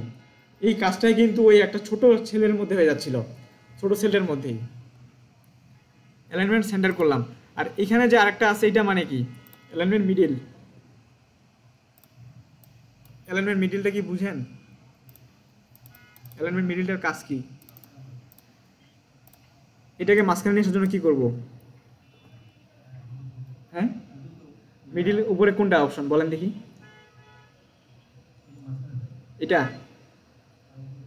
এটা দিলে সেন্টার হয়, এটা দিলে অ্যালাইনমেন্ট মিডিল হয়। আমার লেখাগুলো কি একটু নিচের দিকে আসছিল না, এই লেখাগুলো আমার নিচের দিকে, অ্যালাইনমেন্ট সেন্টার করে দিলাম, এই যে লেখাটাকে মিডিল করে দিলাম। আমাদের টপ বটম আছে না, অ্যালাইনমেন্ট হচ্ছে বটম মানে কি নিচের দিকে, অ্যালাইনমেন্ট টপ মানে উপরের দিকে। একটা লেখা যখন আমি লিখবো সৌন্দর্য নিয়ে আসার জন্য আমাকে অ্যালাইনমেন্টগুলো ঠিক করতে হবে। আচ্ছা এখানে আমি এখন এটা সম্পূর্ণটা করা শেষ, আমি চাইলে এটাকে হচ্ছে কি করতে পারি, বর্ডার দিতে পারি না, বর্ডার বর্ডার দেওয়ার জন্য আমার কী করতে হবে, বর্ডার কোথায়, বর্ডারটা যে এই জায়গায় আছে। এখন বর্ডার কীভাবে দিব, যতগুলো জায়গা হচ্ছে আমার এই জায়গায় অতগুলো সিলেক্ট করতে হবে, এর বাড়তি একটা জায়গাও সিলেক্ট করা যাবে না। এক্সেলে যতগুলো কাজ করবেন যতটুকু নিয়ে অতটুকুকে নিয়েই আপনাকে কাজ করতে হবে। সিলেক্ট করলাম, করার পরে আমি এখানে ক্লিক করলাম, এখানে অনেকগুলো বর্ডার আছে, এই বর্ডার এখানে কি আছে, বটম আছে, টপ আছে, লেফট বর্ডার আছে, রাইট বর্ডার আছে, নো বর্ডার আছে, অল বর্ডার আছে, আউটসাইড বর্ডার আছে। তো বর্ডারটা বোঝানোর আগে আমি একটা ফাঁকা জায়গায় যাই, এই জায়গায় আমার কোনো কিছু বর্ডার আছে কি, বর্ডার নেই। আমি যদি এখানে এই ঘরটাতে ক্লিক করলাম মানে এইটা আমার সিলেক্ট হলো না।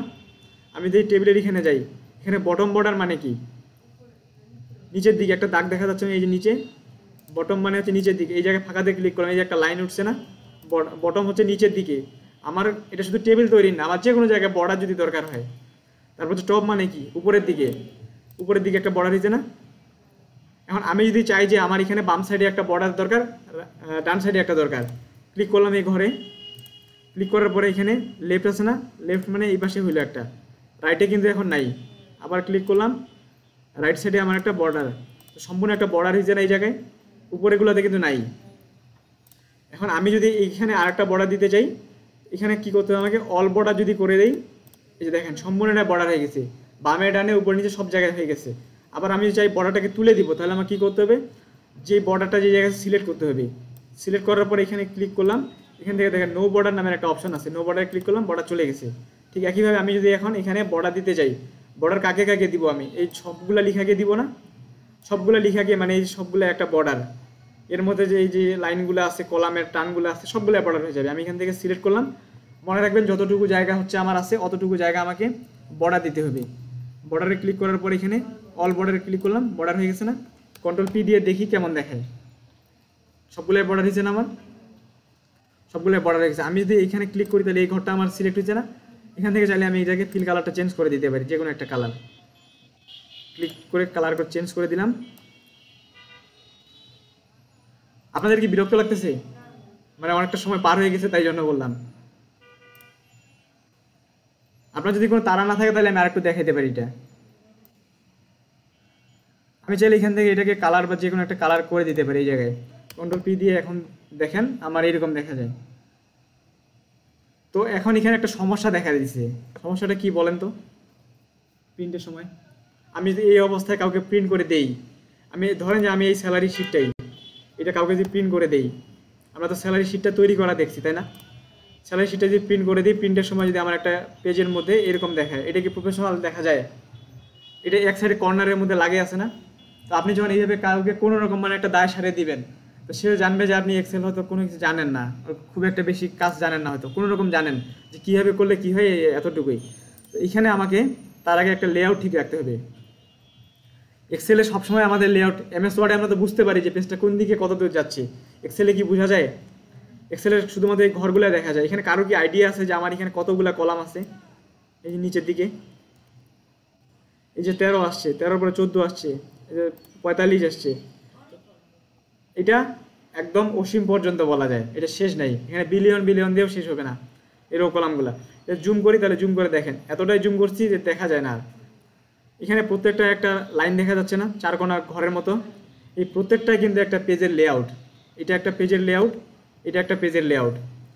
এই পেজের লেআউটটা কতটুকু এটা যদি আমি বুঝতে চাই, আমার এই যে ঘরগুলোর এখানে দেখেন একটা লাইন দেখা যাচ্ছে না, একটা পেজের মধ্যে আমার আর এতটুকু জায়গা আছে, এটা একটা লাইন পেজের মধ্যে,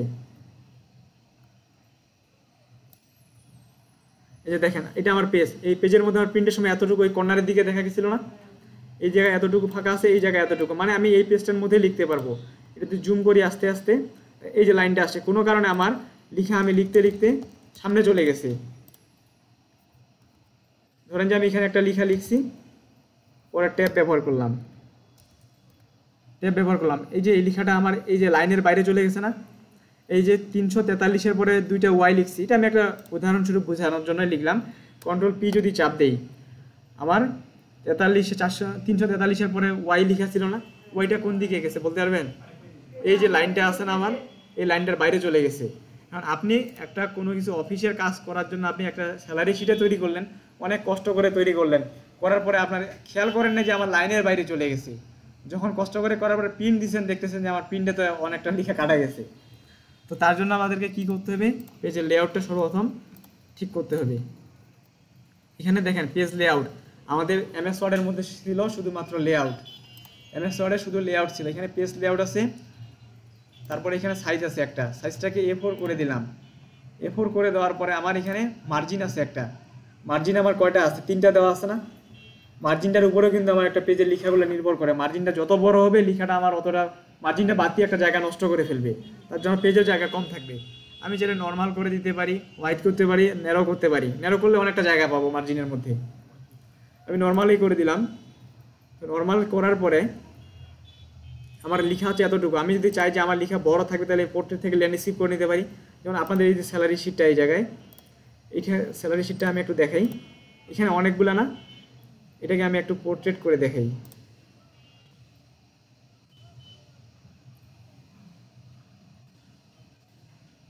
পোর্ট্রেট করে দেখাইলাম, যে পোর্ট্রেট করে দেখাইলাম একটা লাইন দেখা যাচ্ছে না এই জায়গায়। ধরেন যে আপনার এটা পোর্ট্রেট করা ছিল, আপনি প্রিন্ট দিছেন কিংবা আপনি কাউকে এটাকে মেল করে পাঠিয়ে দিয়েছেন। মেল করে পাঠানোর পরে যে মেলটা পাইছে সে স্যালারি দেখতে পাবেন, শুধু টাইটেল দেখা যাচ্ছে। এই যে দেখেন বিষয়টা কেমন হলো। তখন আপনি আপনি তখন জেদ করতে পারেন যে আমি তো সবটা ঠিক করছি, আমারটা ঠিক আছে। আপনার দিক দিয়ে আপনি জেদ করে ঠিক আছে এটা, কিন্তু আমি যে পাইছি এটা পাওয়ার পরে তো আমি এখানে স্যালারিও দেখতে পাই না। তো আপনার দোষটা কোথায় ছিল? এই জায়গায় পেজ লেআউটে দোষটা ছিল আপনার। এখান থেকে আপনি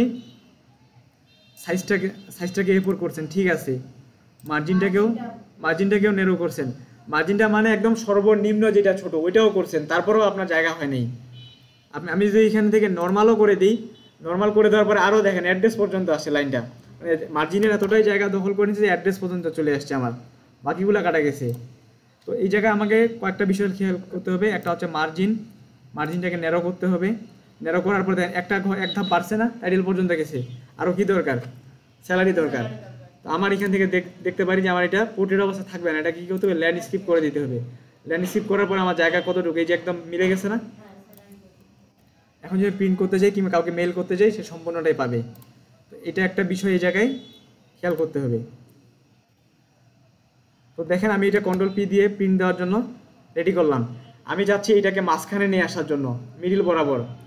তো যখন মিডিল বরাবর দিব তখন জিনিসটা দেখতেও সুন্দর লাগে, একটু উপরের দিকে কেমন যেন দেখা যায় এটা। তার জন্য আমি কি করব, এটাকে সিলেক্ট করলাম। সিলেক্ট করার পরে অথবা আমি চাইলে এখান থেকে পেজ লেআউট আছে না, পেজ লেআউট থেকে আমি মার্জিনে যাব। মার্জিন যাওয়ার পর এখানে কাস্টম মার্জিন আছে। কাস্টম মার্জিন কি জানেন যে কাস্টম মার্জিনের কাজটা কি? আমার তো এখানে 3টা দেওয়া আছে, ন্যারো আছে। ন্যারোটা মানে সর্বনিম্ন যেটা ছোট সাইজ দেওয়া আছে। আমি যাচ্ছি আমার তো এই পেজের মধ্যে লেখা কমপ্লিট করতে হবে, তাহলে আমার মার্জিনটা আরও কমাইতে হবে। কাস্টম মানে আমি আমার মতো করে এটা কাস্টমাইজ করে নিতে পারি। তো আমি এখানে কাস্টম মার্জিনে ক্লিক করলাম। ক্লিক করার পরে আমি এই যে এখানে টপে কতটুকু দিতে পারি, তারপর লেফট রাইট বটমে কতটুকু দিতে পারি। আর হেডার ফুটার কি চিনেন? হেডার ফুটার বলতে আমার উপর একটা টাইটেল দেওয়া থাকে, ওই হেডারটা হচ্ছে আমার ওই লেখাটা গ্যাপ রাখবে ওই জায়গায়, আমি এখান থেকে যে কোনো লেখা লিখতে পারি। আর ফুটার মানে নিচের দিকে যেটা থাকবে। তো হেডার ফুটার আমি এখানে ব্যবহার করি নাই। আমি এখানে যেটা দেখানোর জন্য আসলাম যে আপনাদের এইটা যে প্রিন্টের সময় আমি যাচ্ছি এটাকে মাঝখানে নিয়ে আসার জন্য, যেন দেখতে ভালো দেখায়। কারণ MS ওয়ার্ডে তো আমরা টেবিলটাকে অ্যালাইন করে মাঝখানে নিয়ে আসতে পারি, সেন্টার করে নিয়ে আসতে পারি না। মাঝখানে আমি যেটা টেবিলটাকে ওই যে উপরে কোণে 4টা তীর চিহ্নের মতো দেখাচ্ছিল, ওটাকে ধরে আমি যে কোনো একটা জায়গায় টেবিলটাকে নিয়ে যেতে পারি, কিন্তু এখানে তো আমার নাই। তার জন্য আমাকে পেজ লেআউটে যাইতে হবে। মার্জিনে ক্লিক করলাম। ক্লিক করার পর কাস্টম মার্জিন আছে এই জায়গায়। কাস্টম মার্জিনের পরে দেখেন এখানে একটা অপশন আছে, সেন্টার অন পেজ আছে না, হরিজন্টাল আছে, ভার্টিক্যাল আছে। আমি এখানে কি করব, এই যে হরিজন্টাল আর ভার্টিক্যাল 2টা অপশন, এই যে দেখেন আমার লেখাটা এই জায়গায় আছে না, কর্নারের মধ্যে, কিন্তু কর্নারের মধ্যে আছে। এই যে সাইডে এগুলো হচ্ছে মার্জিন। আর হেডার ফুটার বলতে এই যে উপরে একটা লাইন দেখা যাচ্ছে না, হেডার ফুটার, এটা হচ্ছে হেডার ফুটার। আর মার্জিন হচ্ছে আমার এইটা। আমি চাইলে হেডার ফুটারে কোনো কিছু একটা টাইটেল কিংবা শিরোনাম দিয়েও লিখতে পারি, ওই জায়গাটা ফাঁকা রাখে। তারপর হচ্ছে আমি এখানে হরিজন্টালে ক্লিক করলে এই যে এই লেখাগুলো দেখেন, টেবিলটা হরিজন্টালে ক্লিক করলাম, কি হয়েছে আমার সরে গেছে না। হরিজন্টালে ক্লিক করলাম, আবার যে ভার্টিক্যালে ক্লিক করি, মাঝখানে চলে আসছে। উপরে আর নিচে যতটা ফাঁকা রাখার সমান ফাঁকা জায়গা রাখছে। আবার আমি যদি চাই যে এইখানে দুইটাকে বন্ধ করে আমি যে ভার্টিক্যালে ক্লিক করি, তাহলে আমার কি হবে, এটা শুধু এক সাইডে আমার নিচের দিকে, উপর থেকে নিচে চলে আসছে ওই বরাবর, ফাঁকা আমার উপরে যতটা নিচে অতটা। তো আমার তো এই জায়গায় এতটা দরকার নেই, আমি যাচ্ছিলাম এটা মাঝ বরাবর রাখতে টেবিলটা। তো নিচের দিকে আমি এটা ভার্টিক্যাল করবো না, কারণ নিচে আবার আরও অন্য কিছু লেখা থাকতে পারে, তাহলে উপরে আমার জায়গাটা নষ্ট হয়ে যাচ্ছে না। ভার্টিক্যালটাকে বন্ধ করে দিলাম, শুধুমাত্র হরিজন্টাল করার পরে এখানে ওকেতে ক্লিক করলাম। এখন কন্ট্রোল-P দিয়ে দেখি কেমন দেখায়। এখন দেখা যাচ্ছে না, টেবিলটা যখন আমার বড় দেখা যাবে তখন এটা দেখতেও সুন্দর লাগবে। তো আমি হচ্ছে আমার ওই স্যালারি শিটের মধ্যেই চলে যাই। আচ্ছা, স্যালারি শিট তো না, আমার হচ্ছে এই জায়গায় ছিল এটা এভারেজটা, ওটা কি বুঝছেন নাকি আরেকবার দেখাবো? আচ্ছা, তো এখানে টোটাল যেহেতু আছে, আমার একটা টোটাল আছে এভারেজ, আমি ঘরগুলো একটু বড় করে নিই।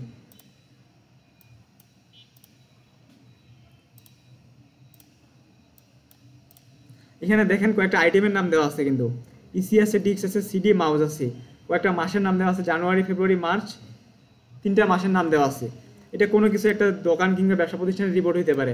তো আমি যদি একটা দেখাই, পরের 3টা আপনারা অটোমেটিক বুঝতে পারবেন যে কীভাবে হয় এটা।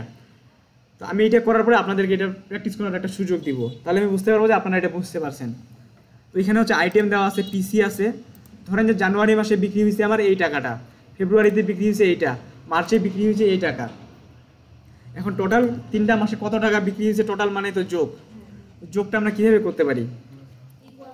ইকুয়াল দিতে পারি, সাম দিতে পারি, তারপর ব্র্যাকেট দিতে পারি একটা, B2 দিতে পারি। এর সাথে কি করব? যোগ কোনটাকে? C2 এর সাথে যোগ C2 দিতে পারি, অথবা লিখতে পারি, অথবা ক্লিক করে সিলেক্ট করে দিতে পারি, তারপর প্লাস, তারপর এখানে এটাতে ক্লিক করলাম, হয়ে গেছে, ব্র্যাকেট ক্লোজ। এই যে 3টা B2 হচ্ছে আমার এই কালার, আমার এখানে রঙিন করা আছে তার জন্য হয়তো বোঝা যাচ্ছে না, এটা হয়তো বোঝা যাচ্ছে লাল কালার, এই যে লাল কালার। তারপর আমি কি করতে পারি? ইন্টারটা দিলে আমার যোগফলটা বের হয়ে আসবে না? তারপর এখানে অ্যাভারেজ বলতে কি বোঝায়? যে আমি এই 3টা মাসে টোটাল কত টাকা বিক্রি করছি এবং এই 3টা মাসে টোটাল অ্যাভারেজ কত টাকার মতো আসছে আমার। অ্যাভারেজ আর ম্যাক্সিমাম আর মিনিমাম। অ্যাভারেজ মানে একটা গড়, আমি যদি গড় বের করতে চাই এই 3টা মাসকে নিয়ে। এখানে 3টা মাসের হচ্ছে দেওয়া আছে, এখানে মার্চের পরে এপ্রিল থেকে ডিসেম্বর পর্যন্ত হতে পারে। আপনি যখন হচ্ছে এই 3টা বের করতে পারবেন, ঠিক একইভাবে সবগুলাই বের করতে পারবেন। এখানে অ্যাভারেজ আছে, ম্যাক্সিমাম আছে, মিনিমাম আছে, সর্বোচ্চ সর্বনিম্ন। অ্যাভারেজ বের করার জন্য আমাকে কি করতে হবে? ইকুয়াল দিতে হবে, অ্যাভারেজ লিখতে হবে। এই যে আমি যেভাবে লিখছিলাম নিচে একটা লেখা চলে আসছে না? লেখাটা ভুল হলে কিন্তু আসবে না। অ্যাভারেজ, তারপর আমি ব্র্যাকেট দিলাম একটা। এখন এই জায়গায় কি করবো? অ্যাভারেজ কোনটাকে বের করব? এই 3টা মাসকে নিয়ে, তাই না? এই 3টা মাসকে আমি কি করতে পারি? সিলেক্ট করবো এইভাবে, সিলেক্ট করে মার্চ পর্যন্ত নিয়ে আসলাম। আমার যদি জানুয়ারি থেকে ডিসেম্বর পর্যন্ত থাকতো, আমি ডিসেম্বর পর্যন্ত সিলেক্ট করতে পারতাম না? সিলেক্ট করার পরে আমি এখান থেকে ব্র্যাকেট ক্লোজ করার পরে ইন্টার, বের হয়ে আসছে না এটা খুব সহজে? তারপর কি করতে হবে? মিনিমাম। এখানে কি করতে হবে? ইকুয়াল। মিনিমাম বের করার জন্য মানে সর্বনিম্ন, ম্যাক্সিমাম আর মিনিমাম, সর্বোচ্চ সর্বনিম্ন দুইটাই। তো যোগের জন্য শুধুমাত্র ইকুয়াল সাম ব্যবহার করে প্লাসটা ব্যবহার করতে হবে আমাকে। এখানে ম্যাক্স লিখতে হবে শুধুমাত্র, MAX। এটা ফাংশনে দেওয়াই আছে, FX দেওয়া আছে না এই জায়গায়। আমি যদি উল্টা লিখি তাহলে কি আসবে? আসবে না, ফাংশন দেওয়াই আছে আমার। এটা ব্র্যাকেট দিলাম। ঠিক একইভাবে অ্যাভারেজটা কীভাবে বের করলাম? 3টা মাসকে সিলেক্ট করছিলাম না? একইভাবে সিলেক্ট করে 3টা মাসকে নিলাম, ব্র্যাকেট ক্লোজ করে দিলাম। তারপর কি করবো? ইন্টার। তারপর মিনিমাম লেখার জন্য ইকুয়াল দিতে হবে, MIN। এটা মুখস্থ রাখতে হবে কিন্তু। ব্র্যাকেট দিলাম। তারপর কি করতে হবে? 3টা মাসকে সিলেক্ট করতে হবে। আমার যদি জানুয়ারি থেকে ডিসেম্বর থাকতো, ডিসেম্বর সিলেক্ট করতাম, তাহলে ইন্টার। এটা খুব সহজে আমার বের হয়ে গেছে না? এখন এখানে পিসি আছে, ডিস্ক, সিডি, মাউস আছে, এই 3টাকে বের করার জন্য আমি কি করব? আরেকবার একই কাজ করব না? এখানে একটু একই কাজ করব না, কারণ উপরেটা আমি একটা ফর্মুলা দিয়ে বের করে দিছি। প্রত্যেকটা যদি একইভাবে করি তাহলে একটা সময় নষ্ট হবে আমার। যোগ করছিলাম না এই জায়গায়? আমি এই যে দেখেন, এই যে যোগ যেহেতু বের করছি, একটা ফর্মুলা দিয়ে রাখছি, এখান থেকে ধরে আমি এটাকে টান দিলাম। এখানে আমার 5টার জায়গায় যদি আমার 50 কিংবা 500 থাকতো, ওই 500কে ধরে আমি একটা টান দিতাম, অটোমেটিক বের হয়ে আসতো। এটা কয়েক সেকেন্ড সময় লাগতো হয়তো আমার এটা করতে। অ্যাভারেজটাকে কী করতাম? একইভাবে এখান থেকে ধরে টান দিতাম। মিনিমামটাকে কি করব? একইভাবে এইটা, ম্যাক্সিমাম এটা, এই যে মিনিমামকে ধরে একইভাবে এটাকে দিলাম, বের হয়ে আসছে না? যদি আপনার এই নিয়ম অটোমেটিক, প্রথমটাতে ক্লিক করলাম, এই যে ফর্মুলা দেওয়া আছে না, দ্বিতীয়টাতে ক্লিক করলাম, একইভাবে দেওয়া আছে। এটা ফর্মুলা কিন্তু আমার দেওয়া আছে, সমস্যা নেই, আমার পুরো ক্লাস রেকর্ডের ভিডিও পাবেন এটা। তো এখান থেকে হচ্ছে আমার হচ্ছে ম্যাক্সিমাম মিনিমাম আছে। তো এটা যদি আপনি জানা না থাকে, আপনার তো হাত পা শরীর কাঁপবে যে আমি এটা কীভাবে বের করবো। তারপরে আমি যদি বলি যে আপনাকে এটা 1 মিনিটের মধ্যেই বের করতে হবে, তখন তো মাথায় একটা টেনশন যে আমি 1 মিনিটে কীভাবে করবো, এটা তো সম্ভবই না। যদি আপনার এই নিয়মটা জানা থাকে, আপনি এখানে 3টা মাস কেন, আপনি 12টা মাস, 24টা মাসও বের করতে পারবেন। তো আমি এখান থেকে সেভে ক্লিক করলাম। তারপরে দেখেন এখানে আমার আইটেম দেওয়া আছে 2টা, এখানে 4টা ছিল, এটা শর্টকাটে আরও 2টা করে নেওয়া হয়েছে। সেল স্টক বলতে আমার এখানে আইটেম বলতে আইটেমের নাম, প্রোডাক্টের নাম এখানে আছে। এটা কোনো একটা দোকানের হইতে পারে, ব্যবসা প্রতিষ্ঠানের নাম হইতে পারে। তো আপনার ওপেন স্টক বলতে কি, ওপি স্টকটাকে সংক্ষেপে বোঝানো হয়েছে ওপেন স্টক। সেলস ওপি দেওয়া আছে না, এটাকে ওপেন স্টক বলা হয় এটাকে। এটা এক্সেলের ভাষায় ওপেন স্টক। আর সিএল স্টক মানে হচ্ছে আমার সেলসের স্টক যেটা আছে এখানে। সেলস মানে কি, আমি যেটা বিক্রি করি। ধরেন যে আমার একটা দোকান আছে, দোকানের ক্ষেত্রে আমার সিডি ছিল আমার 50টা, সেলস করছি কয়টা? 50টা। পারচেস করছি মানে কি, আর নতুন নিয়ে আসছি, সেল করার পর নতুন এসে 2টা, তাহলে আমার বর্তমানে কতগুলো আমার স্টকে থাকতেছে, এটাকে বলা হয় সেল স্টক, মানে সেল স্টক। আর ইউনিট প্রাইস মানে কি, ইউনিট প্রাইস কি জানেন আপনারা যে ইউনিট প্রাইসটা কি জিনিস? প্রতি একটার দাম হচ্ছে ইউনিট প্রাইস। আর টোটাল মানে এই সবগুলো ক্যালকুলেশন করে কাটছাট করে যা আসবে, যেটা দাঁড়াবে দিন শেষে, আমার ওইটাই টোটাল। তো এখানে আমার হচ্ছে সিডি কটা ছিল শুরুর দিকে, ধরেন যে আপনি একটা ব্যবসা শুরু করছেন নির্দিষ্ট একটা সংখ্যা নিয়ে, ধরেন যে আপনার মূলধন ওইটাই 50টা ছিল, এই 50টার মধ্যে কয়টা সেল করছেন? 50টা বিক্রি করছেন, তাহলে আমার 50টা ছিল, 50টা বিক্রি হয়ে গেছে। আবার কয়টা কি করছেন? বিক্রি হওয়ার পরে নতুন করে আবার 200টাকে নিয়ে আসছেন, তাহলে হচ্ছে আপনার কয়টা দাঁড়াচ্ছে এই জায়গায়? আচ্ছা সরি, এখানে 50 থেকে 50 গেলে তো 0 দাঁড়াবে, পারচেস তো 0, আমি এটাকে 100 করে দিলাম। ধরেন যে আপনার হচ্ছে 100টা ছিল, 100টার মধ্যে বিক্রি করছেন কয়টা? 50টা বিক্রি মানে কি আমার এটা চলে গেছে না এই জায়গা থেকে? এটা কি আসছে আমার বাইরে থেকে? আসে নাই। যেটা আসবে ওটা কি হবে? আপনার ধনাত্মক ঋণাত্মক তো চিনেন, ধনাত্মক আর ঋণাত্মক। তো যেটা চলে যায় ওটা কি হয়? আমার ঋণাত্মক হয়। যেটা আসে ওটা হচ্ছে ধনাত্মক। তাহলে আমার ঋণাত্মক মানে কি মাইনাস, ধনাত্মক মানে প্লাস। আমি সেল স্টকে ক্লিক করলাম, এখানে ইকুয়াল দিলাম, ইকুয়াল সাম, এতটুকু আমাকে লিখতে হবে, তারপর একটা ব্র্যাকেট। এখন আমি 100টা দিয়ে শুরু করছিলাম, এখানে 100টা কত নাম্বার আছে? বি কলামের 8 আছে। তো বি কলাম 8 অতটা খেয়াল করবো না আমি, কারণ এখানে অনেকগুলো জন্য এটা মনে রাখাটা অসম্ভব। আমি এই 100তে ক্লিক করলাম একটা, তারপরে সেলস করছি কয়টা? 50টা। তাহলে এখানে কি হবে? আমার মাইনাস হবে। তাহলে হচ্ছে মাইনাস দিলাম, মাইনাস কাকে ক্লিক করবো এখন? 50কে ক্লিক করলাম। তারপর পারচেস মানে আবার নতুন নিয়ে আসছি আমি বাইরে থেকে, তাহলে প্লাস হবে না এটার জায়গায়? প্লাস কোনটা? 200টা হবে। ক্লিক করলাম, আর কি আছে কোনো সংখ্যা এটার মধ্যে? ব্র্যাকেট ক্লোজ করে বুঝিয়ে দিলাম যে আমার এই জিনিসটা এতটুকুই। এখন ইন্টার ক্লিক করলে আমার বের হয়ে আসবে না? এই ফর্মুলাটা ভালো করে একটু দেখেন। প্রথমে আমার 100 ছিল, 100 মানে B8, 100-র সাথে আমার 50টা বিক্রি হয়ে গেছে, মানে 50টা আমার বিক্রি হয়ে গেছে, C8 কিন্তু এটা, তাহলে আমার 100-র সাথে মাইনাস হয়ে গেছে না ওটা? তাহলে B8 মাইনাস C8, আবার যোগ করছি কোনটাকে? বাইরে থেকে যে নিয়ে আসছি পারচেস করছি 200টাকে, এটা আমার প্লাস হয়ে গেছে, এটার সাথে যোগ হয়ে গেছে। তো এটা যদি ইন্টার ক্লিক করি তাহলে আমার সহজভাবে আমি যদি যোগ বিয়োগ গুণ ভাগ করি তাহলে কি দাঁড়াবে? 250টা দাঁড়াবে না? ইন্টার ক্লিক করলাম, 250 চলে আসছে কিন্তু। তো আমি এই এত ঝামেলা না করে আমি তো ডিরেক্ট 250ও লিখতে পারতাম, কিন্তু লিখি নাই। কারণ হচ্ছে আমার এইটা ব্যবসা প্রতিষ্ঠানে আমার কোনো সময় কম হইতে পারে, বেশি হইতে পারে। এই 100-র জায়গায় আমার 200 থাকতে পারে, তাই না? অনেকগুলো হয়তো। এখন আমি 100-র জায়গায় 200 লিখলাম, 200 দেওয়ার পরে আমি কি করব? আরও কি এটা কার্ডে বাড়াবো নাকি আরও লিখবো? 200 যখন লিখলাম, ইন্টারটা চাপ দিলাম, দেখেন ওই জায়গায় কি হয়েছে?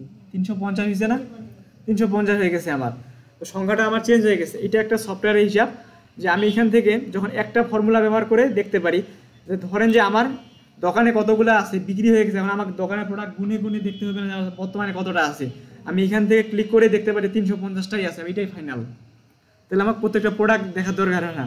এগুলো বিশেষ করে আপনারা দেখবেন যে বড় বড় সুপার যে মানে দোকানগুলো যে আছে, যেমন এখানে হচ্ছে কি বলে রং বেরং আছে না উত্তরা ব্যাংকের নিচে, মানে বড় যেগুলো দোকান আছে ওরা দেখবেন যে এই কাজগুলো এখানে হিসাব করে। আপনি কোনো একটা প্রোডাক্ট কিনতে গেছেন, একটা জুতা কিনতে গেছেন, ও কিন্তু আপনাকে জুতা কিংবা কোনো মডেল, একটা ধরেন যে আপনি কসমেটিক্সের দোকানে গেছেন, ধরেন যে আপনি স্বপ্ন দেখে গেছেন, যাওয়ার পরে আপনি কোনো একটা কসমেটিক্সের প্রোডাক্ট চাচ্ছেন, ওখানকার সেলসম্যান কিন্তু ওই সেলে দেখে খুঁজে বলবে না যে আমার এটা আছে অ্যাভেলেবেল। ও কী করে? কম্পিউটারে কিন্তু এটাকে চেক করে দেখে, ওর কিন্তু একটা এক্সেল শিট তৈরি করা আছে। এখান থেকে সে দেখতে পারে যে আমার সেল স্টকে কয়টা আছে। যদি আমার 0 দাঁড়ায় আপনাকে বলবে যে ভাই আমার এটা অ্যাভেলেবেল নাই বর্তমান স্টকে, এটা আউট অফ স্টক। তো আমি এখান থেকে আগের মতো 100 করে দিলাম। তো আমি চাইলে এখান থেকে দেখতে পারি, এটা বের করতে পারি, তবে আমাকে এটা তৈরি করতে হবে এক্সেলটা। তারপরে ইউনিট প্রাইস মানে কি? প্রতি একটার মূল্য। তাহলে 250টা আছে, প্রতি একটার মূল্য 30 টাকা করে, যেহেতু 250টার দাম কত টাকা আসে ওইটাই হবে এখানে টোটাল। তাহলে কি হবে? আমার এটা গুণ করতে হবে, ইকুয়াল দিলাম, সাম দিলাম, একটা ব্র্যাকেট দিলাম। এই যে 30 আছে না, 30কে নিলাম, কিবোর্ড থেকে আমি হচ্ছে গুণ চিহ্ন হচ্ছে 8-এর মধ্যে আছে, 8 নাম্বার যে বাটনটা আছে ওইটার মধ্যে দেখেন শিফট দিয়ে 8 চাপলাম, এটা হচ্ছে ইন্টু, ওই যে স্টারের মতো যেটা দেখা যায়, এটার সাথে কাকে 250 ক্লিক করলাম, ব্র্যাকেট ক্লোজ, ইন্টার দিলাম, চলে আসছে না আমার এটা? হ্যাঁ, আমি চাইলে এটাতে ইকুয়াল দিতে পারি, সাম দিতে পারি, ব্র্যাকেট দিতে পারি 250, তারপর হচ্ছে গুণ দিয়ে 30কে দিতে পারি, ব্র্যাকেট ক্লোজ ইন্টার, একই জিনিস। আর যদি এটা আমার কি হইতো, একটা বিয়োগ করতাম, যোগ বিয়োগে যে যাইতাম, আমার যদি সংখ্যাটা বড় হইতো, বড় সংখ্যা থেকে ধরেন ছোট সংখ্যা থেকে বড় সংখ্যা বিয়োগ করতে তখন কিন্তু মাইনাসটা সামনে চলে আসে। এই গুণের বিষয় আর ভাগের সময় কিন্তু এটা আসে না। তাহলে আমার এটা বের হয়ে গেছে না, প্রতি একটার মূল্য যদি 30 টাকা হয় তাহলে আমার 250টার দাম কত টাকা। তো আমার হচ্ছে এই 250টা স্টকের মধ্যে, তার 250 স্টকের মধ্যে কত টাকার প্রোডাক্ট আছে আমার, এখান থেকে আমি দেখতে পারি, এটাকে ইনস্ট্যান্ট দেখতে পারি যে কত টাকার প্রোডাক্ট আছে বর্তমানে। তো তারপরে একইভাবে আমি এটাকে কি করতে পারি, এটা কি একইভাবে এত ঝামেলা করবো নাকি আগের মতোই করব। এখান থেকে ধরে আমি এটাকে টান দিলাম, বেরিয়েছে না। এখন প্রশ্ন হচ্ছে এই জায়গায় তো আমার ইউনিট প্রাইস ছিল, এটাকে গুণ করে এটা বেরিয়েছে, কিন্তু এখানে আবার টোটালটাই দেওয়া আছে, তাহলে কি করতে পারি, এই জায়গায় ভাগ হবে এইটাকে আর এটাকে ভাগ করলেই হয়ে যায় আমার। কারণ এখানে আমার টোটাল দেওয়া আছে, টোটালটাকে আর সেল স্টকটাকে ভাগ করলে আমার কতগুলো ভাগে পড়ে অত টাকায় চলে আসবে। ইকুয়াল দিলাম, সাম দিলাম, ব্র্যাকেট দিলাম, এটাকে নিলাম, এই যে একটা স্ল্যাশের মতো আছে না প্রশ্নবোধক চিহ্নে, এটা দিলাম, তারপর হচ্ছে 200কে ব্র্যাকেট ক্লোজ ইন্টার, 10 আসছে না। এখন আমি যদি এই 2000 না থাকে, আমি এইটাকে দিয়ে গুণ করলে আমার 2000 আসবে না, একই আসবে। তো এটা নিয়ে কারো কি কোনো প্রশ্ন আছে? আচ্ছা, আজকে আপনাদের অনেকটা সময় খাইলাম। হ্যাঁ ওই পাশে, হ্যাঁ ওইটা ক্লাস জীবন ভাই নিবে।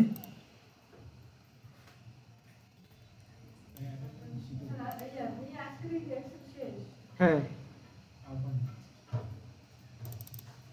এটা আপনারা একটু ট্রাই করতে পারেন, যদি তারা থাকে তাহলে যাইতে পারেন, সময় থাকলে ট্রাই করতে পারেন। নাকি কালকে করবেন এটা? আচ্ছা আচ্ছা, তাহলে আপনাদের এটা হোমওয়ার্ক হিসেবে আমি দিয়ে দিচ্ছি, এটা আপনারা এটা কালকে করেন, যদি না পারেন আমি আরেকবার দেখাবো এটা। তার এরপরে আমরা একটু পাওয়ার পয়েন্টে চলে যাব, কালকে তো না, পরের দিনে। হ্যাঁ হ্যাঁ আচ্ছা, আমি আপনাদের সামনে এটাকে রিমুভ করে দিচ্ছি, আপনারা শুধুমাত্র ফাঁকাগুলা বের করবেন। এখন আমি না, আমি এটা পরে ক্লাসে, আপনার চাইলে এখন নিচে ল্যাবে প্র্যাকটিস করতে পারেন, কিংবা এর আগেও আসতে পারেন ক্লাসের আগে। না না না, পরীক্ষা হয়তো 7-8 দিন পরে হতে পারে। হ্যাঁ